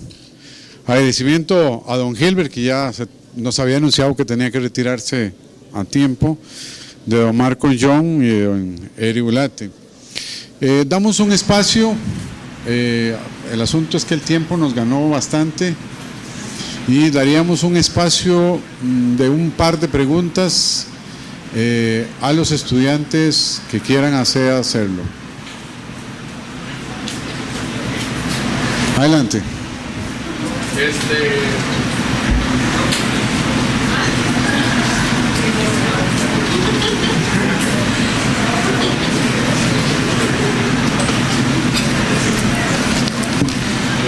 Bueno, muy buenas tardes. Primero felicitarlos por esta mesa redonda que ha sido muy productiva. Cabe destacar que la ARECEP presenta varios retos. No lo enfoco tanto en la superintendencia, que ha logrado una labor administrativa muy buena y ha promovido la competencia. Lo mismo que Consumidores de Costa Rica con respecto a lo que es la parte de la defensa del consumidor. Comparto el criterio de Eric Ulate con que hacen falta más acceso a la población debido a que se usan criterios muy técnicos a nivel tarifario, criterios que inclusive muchas personas de nuestro nivel educativo no logramos dominar. Lo podemos ver muy bien en lo que es la parte de autobuses. En el caso mío conozco muy bien cómo trabaja una empresa de bus. Se ve un conflicto de intereses con respecto a lo que es la parte del CTP, que con respecto a esos datos que les dan ya empiezan a divagar con respecto a lo que es la tarifa, y eso va influyendo mucho, y en este país se ve mucho que se dan muchas injusticias. Entonces, para los invitados de ARECEP les quería hacer la pregunta de cómo van a formular una política o mecanismos para que la población tengan mayor accesibilidad a todo lo que son los mecanismos de lo que es la parte de tarifas, porque si bien lo sabemos, todas las políticas que tienen aquí son para que la población tenga acceso a ellas y tengan conocimiento, vemos que son criterios técnicos que muchas personas no podemos manejar. Y muchas gracias.